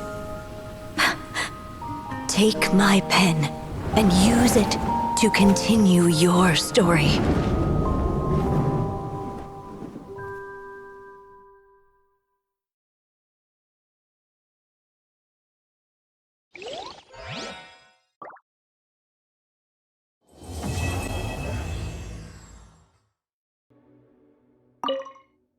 There you go! Your very own copy of the book.